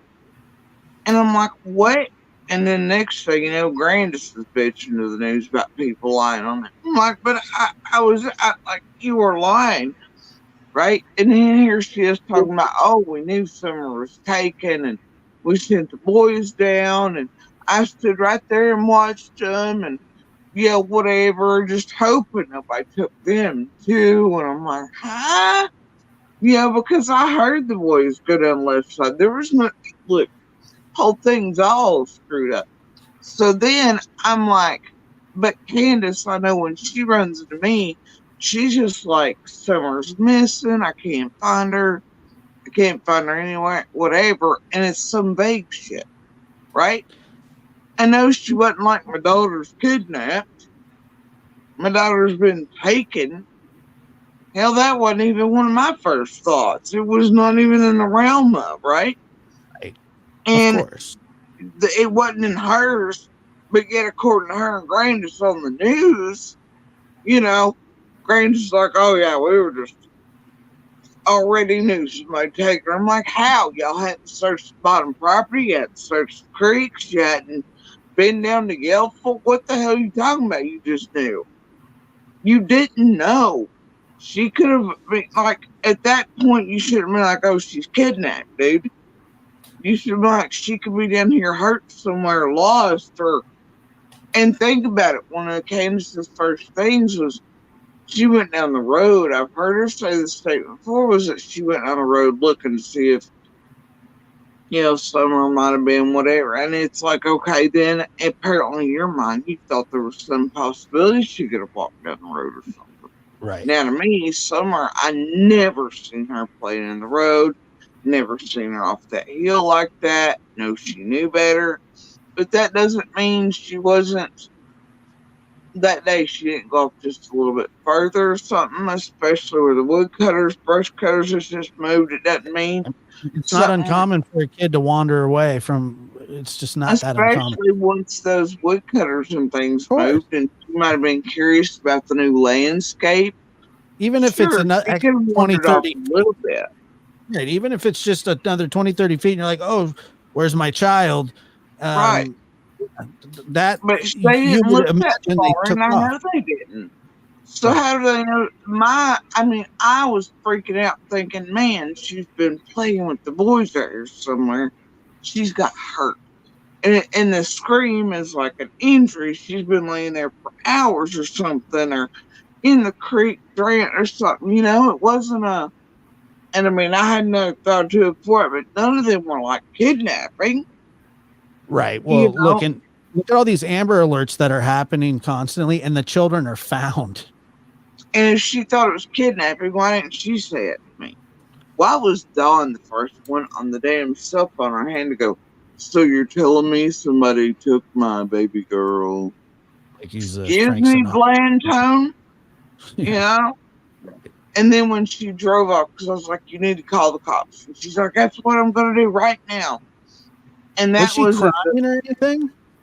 no, there was no real tears, but at the time I took it, because I can still see her pallor, and What I about took the it as a boys? little bit of panic and a little bit of emotion, but it wasn't extreme panic. It wasn't historical, right? No. Or anything like that. Even the screams from top of the hill they were yelling for summer weren't historical. Right. But the pallor change I took means something. There were also other things, because there was a reason a while back I was asking PG what she thought about the color of that tank and hair and everything else that day in the milk jug bid. But anyway, the thing is, for me, if her and Grandis, like Grandis claims on the news, thought Summer was taken, and oh no, not again, they won't. Why didn't Candace say to me? Because though I don't remember what she said to me, like verbatim, I know it was bullshit. I asked her where the last place she'd seen Summer was, this hour. Not in any of that, even though it went really quick, the interaction did. Not in any of that. She said Summer's been kidnapped. It was just she had no. I could tell by what she was telling me. She really had no she clue and wasn't no she idea. wasn't screaming and hollering that Summer had been kidnapped. And Yeah, no. and it But then Dawn is the first one, and it took me a few weeks to figure it out. I thought, man, maybe their body language and weird shit on the news. And the reason they're not mentioning the scream is because, like, nobody wants them to, for starters, but also I'm the one that sort of tainted their body language or something, right? And then I realized, wait a minute, no, it's actually Dawn that put the damn idea up out of that first Pebble Inn, right? But yeah, but this could have been planned hours before as well, or days before. Who knows? well, I gotta tell you, when she drove off from me and was going towards the other neighbor who helped me search just a few feet from me, because he was outside the whole time. So it's like these super geniuses online and stuff, they don't want to realize there's actually a witness to me being just a witness, and mine and Candace's first interaction, but that's where we're at. So anyway, she stops, talks to him too, but as soon as she drove off and she said she was calling the police, my stomach went, he's got her. That son of a bitch has come back in here and got her. He's got her. And it was his tone. And that's why you see my first videos, even then, people say I stumped for him hard. No, I didn't, Josh. I had doubts that Candace had knowledge, or I had doubts that Candace. But they were your neighbors. Like, But why would anybody want to something in my- believe? Why would anybody want to believe that? Well, I believe they were already pieces of shit and didn't like them and stuff, but Right, but that's a far nobody cry wants from. to think you're living beside a predator. But the problem is, for years, Andy and I had to face the idea that Don was the peeping Tom too. And in a way, you know what you're living beside of. And I remember asking detectives and cartoons stuff. I'm like, man, for years, the whole time after I met him, I was like, he's always struck me. And I've been around all kinds of predators, monsters throughout my life. Most people wouldn't even speak to. And I know their crimes and what they're capable of. and I could identify usually different ones before they can even get anywhere near me and what types they are. And I've always been pretty good about reading people, but there was always something about Don. I knew it was horrifyingly bad and something wrong with him, and not just that he beat Candace or this and that, but I could never pin him down. And they all tell me the same thing. They're like, "You want to know why?" And I'm like, "Why?" I'm like, "It's because he's so many things." And I heard many of them tell me he's one of the sickest motherfuckers they've ever seen. You, you want to know? And You I want to know mean it something? in those terms with curse words included. Well, you want to know something? Don told me. So it's funny how Don says that Andy's a really good guy and all that stuff. That's because they Don, have each other. He knows it. He thinks he can bother me with that. Oh, Andy, I'm glad for him. Whatever. I know Monster's just with another little monster. He trapped himself. Good luck to him. He wants to do that. Whatever. And they've all got stuff to hide, and well, they he think they're told. going to get away with it. And they may. I don't know. But it ain't got nothing to do with me. So they can all do whatever over the simplest of shit that may But mean a he told. world of difference to Summer, but I ain't got none of that to worry about. I don't care. Summer comes first before any of their fuck shit or hiding that gram sell this or any of that other stuff with weed. Summer comes first. Fuck the rest of everybody else and that damn road and holler and their business. Fuck that. Summer matters. Take whatever else and roll with it. It's coming no matter what. You were toast on the 15th. Take it and roll with it. But Yeah. stop and make sure it's about Summer and finding her instead of covering asses over stupid shit. Well, he told me that he could hear Andy whooping on you from the top of the hill. Josh, people all the way down Beach Creek could hear it in their homes. But he's a great guy. So I Yeah. just, I just find And that. do remember he said that he would hear it even in the basement, which I do know even full size trucks could pull up in the front and not be able to be heard sometimes. But he could hear. That's how loud Monster was beating me. Yeah. And Don said Don clearly said it more than once, like how clearly he could hear. And I don't know what kind of guy doesn't just put a stop to that. Or a person, not even a guy. It's not even a guy thing. It's a human thing.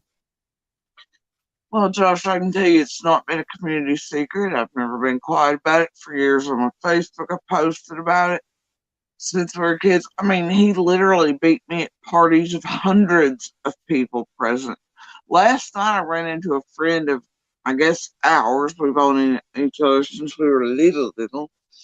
And this guy was like, "Oh, yeah, I seen him in the new life." He's like, "I kept wondering why he was hanging out at a certain gas station or place."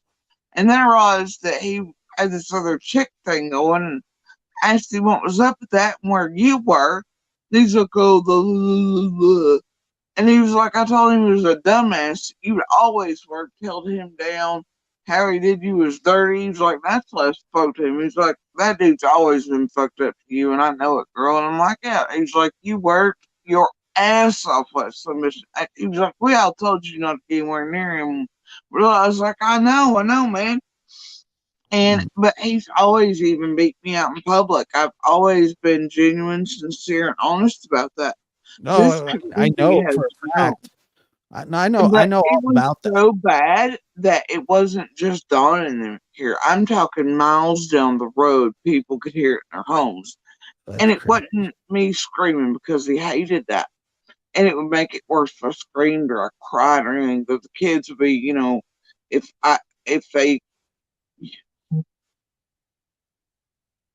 they'd be telling him to stop, just like Summer. He thought it was a point of pride to come over here and tell PG. I'll tell you a secret. Summer's favorite word is stop. I heard my little girls say the same thing. I heard Daddy, stop, Daddy, stop. And it enrages me. Little girl's favorite words be stop, Daddy. And then somebody try to make it like, oh, they were just a loving soul and peacemaker. It's like, no, they're war managers for adults. And they shouldn't be at war in their homes. They're trying to just survive home. It's wrong. and I dealt with the damages left of all this every day. But the neighbors, much like everywhere, they know then they're calling the cops can get you killed because you can hear the cops coming in because the dogs have this way of lighting up all the way down the main of Beach Creek Road. And you can tell the cops are coming half an hour before they come. Andy and them were well able to tell that. They would have killed us before they ever got there. There's no way out. The cops generally, when they got cars, they have to walk up those hills, Josh. There's no time. You die in there. And they find out you called law, and that was when monsters fears. There were times when I was hurt so bad, surgeries, ankles jacked, hands broken. And he'd be like, well, if I leave here, what you're going to do is you're going to leave, and then you'll call law because I did it this bad this time. And I'd be like, no, no, no. And then he'd beat the crap out of me again. I'd be like, I promise I'm not, And I wouldn't do that. It's fine. It's okay, And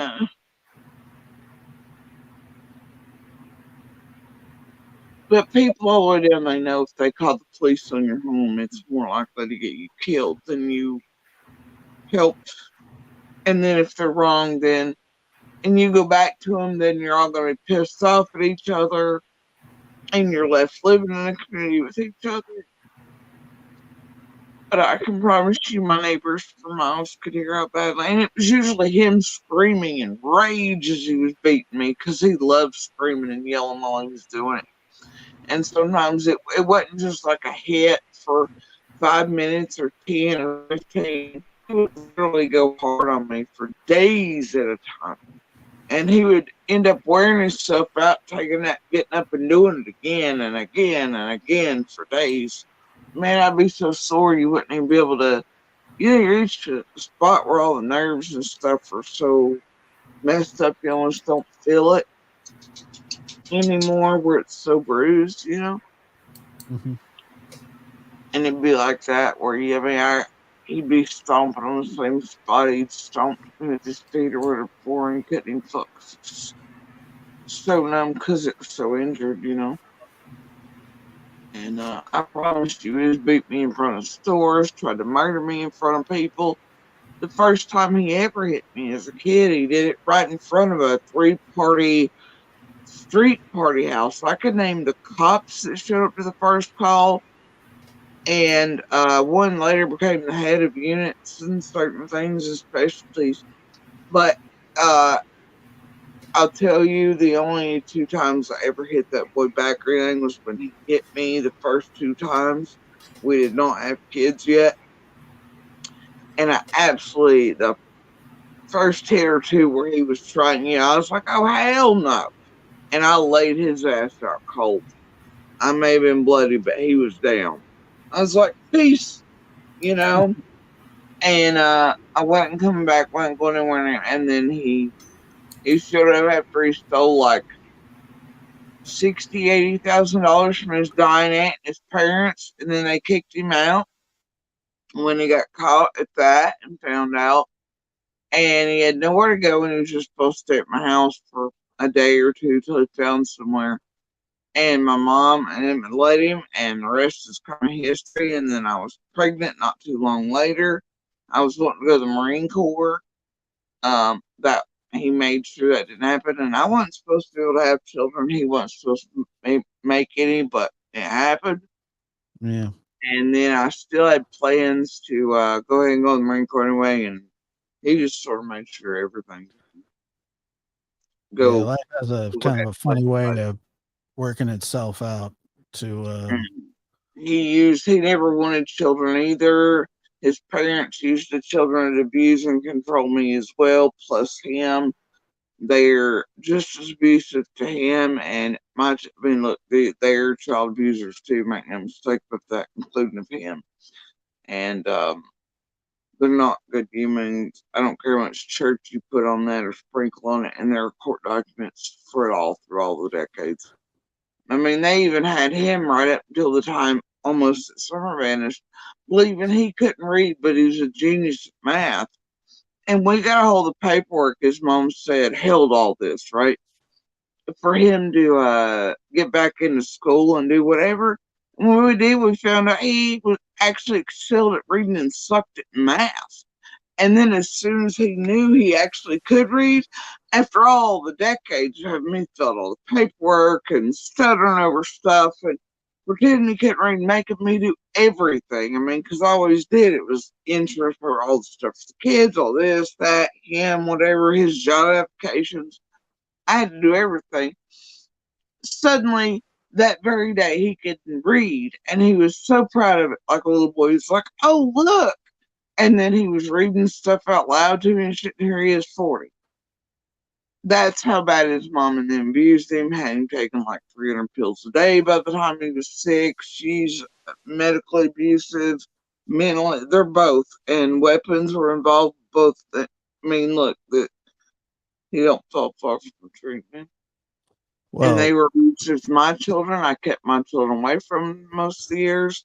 There were court issues at times. They had Title 40s done on some of the stuff. They are what they are, man. But they all three have abused me since I was a kid. They knew he did. They all helped keep us trapped. They'd make sure that when he was in jail, they would make sure all vehicles were taken because they were in his name.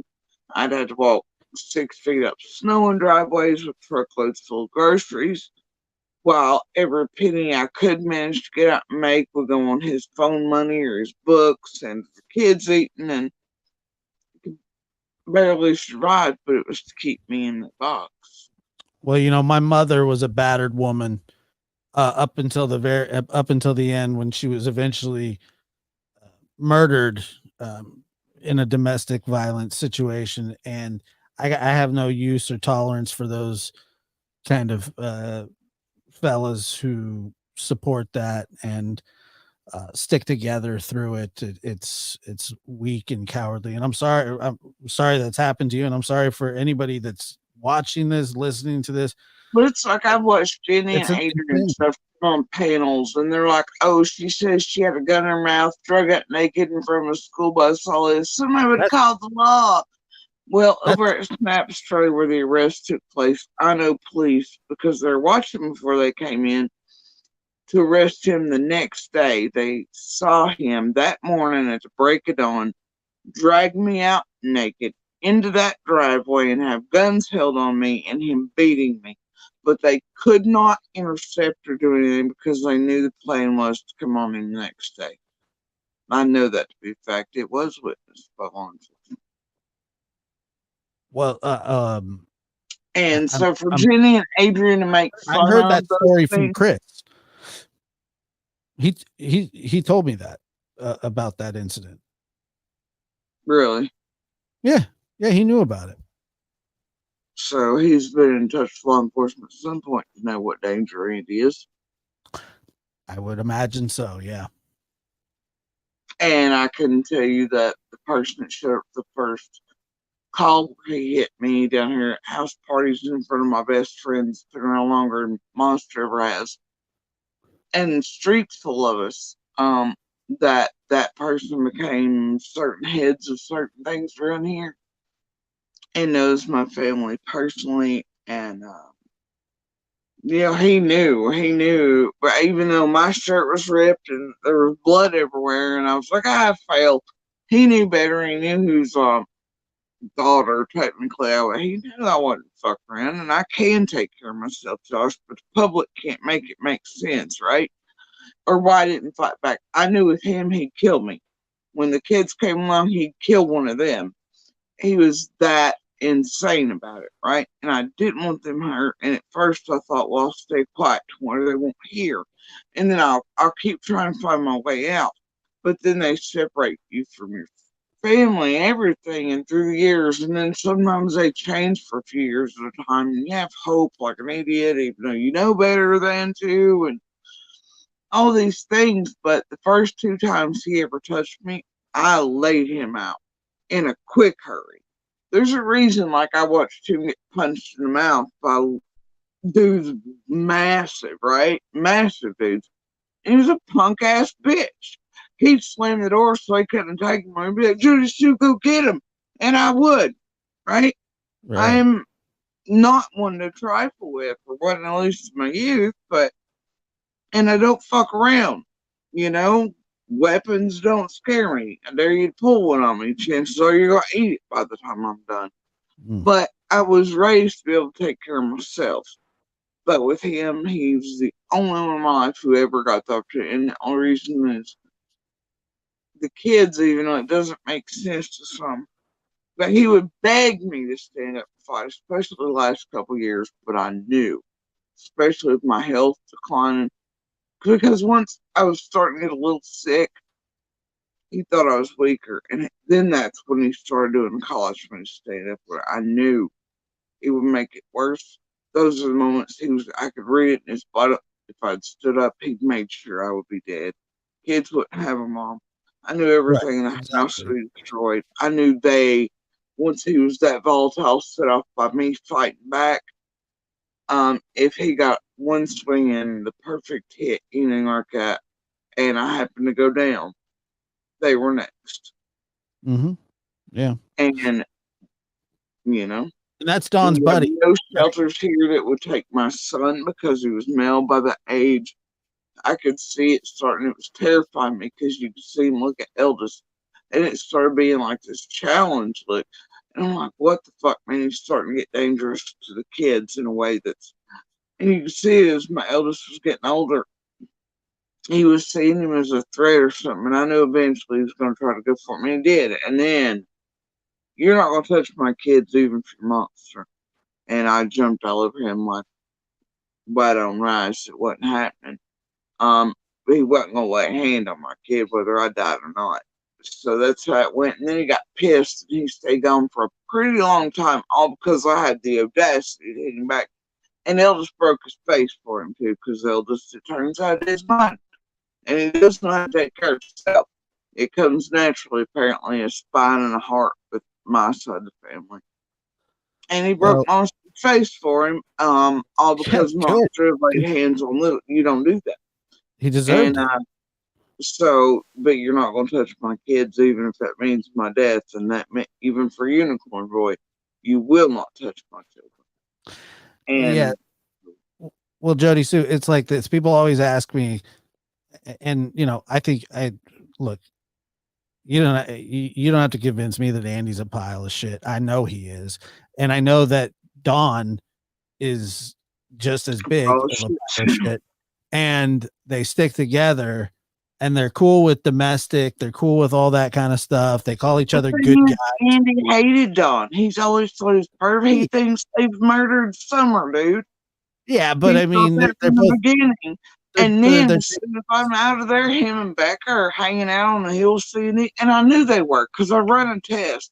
Because Candace, when I first moved in the first few days, called me, and because of where she said something and she screwed up. Mm-hmm. And it was her working for Monster trying to get money from me. Right. And sell me back my own stuff I had to leave behind. And I'm like, what is... You really think I'm stupid, huh? And so they started hanging out suddenly. And then you see I'm like, okay, whatever y'all want to do now that y'all know your stuff's going to come uncovered and unhidden, fine. I don't care. Y'all want to play together, protect you, do it. I don't care. Let them. Well, I have nothing to hide, and I don't care. Summer's first, and fuck all them. Well, it's funny. People ask, why do you care about this case so much? Why do you care about this case so much? I care about the case, not just because of Summer. I don't like people like Dawn. I just don't. Or Andy for that matter. And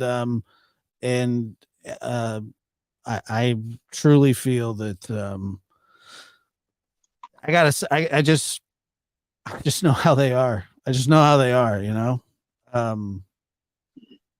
I don't buy what they sell, and people can, and you know, innocent until proven guilty. I mean, we got a panty snatching, you know, unregistered sex offender that we're dealing with, honestly, and God knows what else. But they're like, well, that doesn't have anything to do with. Well, it doesn't bother you, but it bothers me. So, I'm gonna go to bed. We'll talk tomorrow, Jody Sue.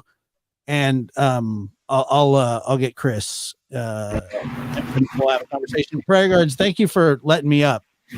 Hey, I mean, it's not that, and it doesn't have to be released to YouTube. Anything. It could be held in the background just for FBI. Anybody wants to access it, but Josh, I'm not. I'm.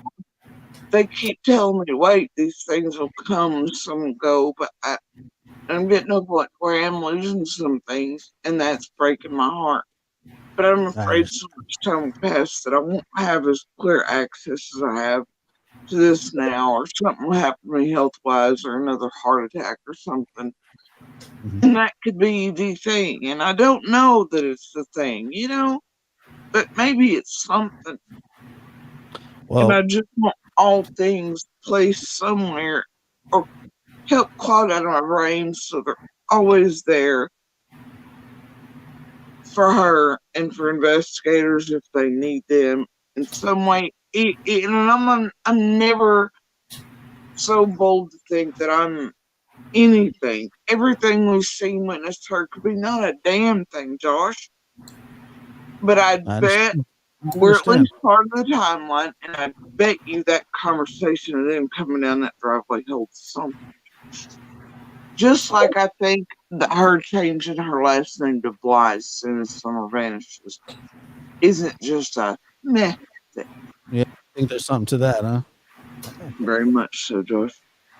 We'll talk tomorrow. Good night, guys. Night, night. Josh. God bless. Much love. I appreciate him coming up here. Yeah, I'm gonna get to bed as well. I appreciate you coming up, Jody Sue, and hanging out. And I really do hope that Josh is able to get a hold of Chris and do whatever it takes to, help you remember what exactly was going down on June the 15th, 2021 to help Summer. Before I go out of here, I wanted to ask you a question. Did you notice a lot of people saying, there's people in the community saying that, there was weird things going on upon the Wells property leading up to Summer coming up missing. Did you notice any of that? PG, there was something wrong since before you talked. What happened? There were a lot of things changing in the 2 years around Summer, but there was something wrong and off before even Dawn took off to Utah. Things got really weird once he came back, but I was also going through the brunt of the cancer stuff.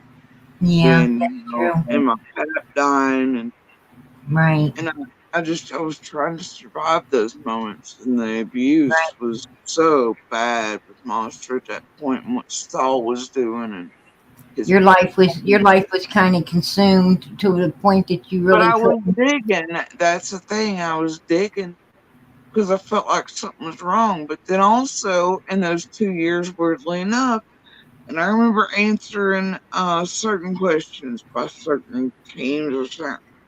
I was like, man, if it'd been 2 years ago, I told you it was really off. Kids didn't want. I was like, but the last 2 years, it actually seems like things have been getting better. If that makes sense, they seem like they were getting better there, but also something in your soul or gut or things you could see were telling you something was really wrong too, right? And Right. then because of what you were learning in bits and pieces, but you couldn't get proof of in a solid way to do anything about, because they've always been jello and mud and liars. Yeah, you couldn't get enough in time. I don't think. And that's something I wish somebody had gotten before Summer had vanished, was proof of anything, to where none of those kids would have been there at that point, to where Summer would have never had the possibility of vanishing anyway. Right. Right. I understand. I appreciate you coming up. Try to get some rest. Josh said he's going to get a hold of you tomorrow. I'm gonna finish my Chipotle here, and Okay. I heard that. maybe I don't know. I want you to look at this garbage.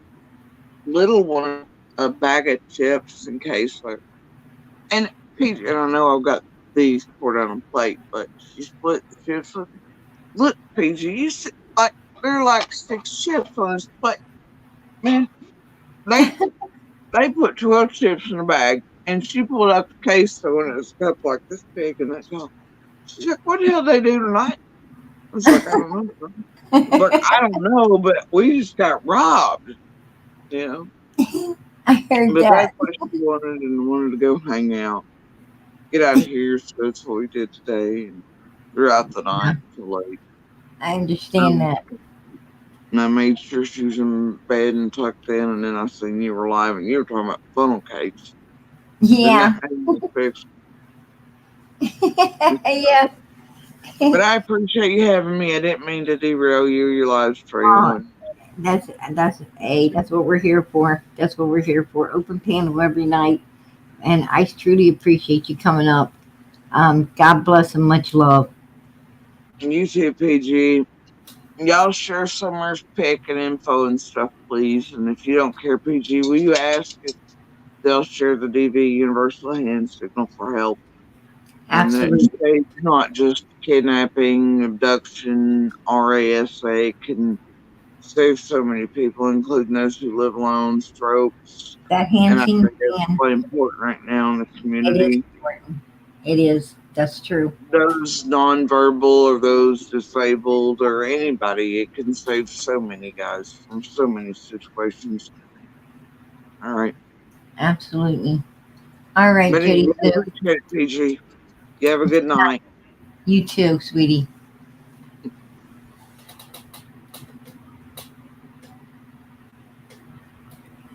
All right, everybody. As I ask every night, please, please, please keep the prayers going up for Summer. Summer needs to be found. She needs to be brought home, and justice needs to be served against the evil beings that did this to her. So, from our lips to God's ears, through his son, Jesus Christ, please make sure you bow your head tonight, fold your hands, and just say a prayer for her. In the name of Jesus, amen. And say a prayer for one another, and especially beautiful Sunflower, who needs all of our prayers right now, all she can get. Please say a prayer for her as well. And pray for Jody Sue. Pray for Jody Sue.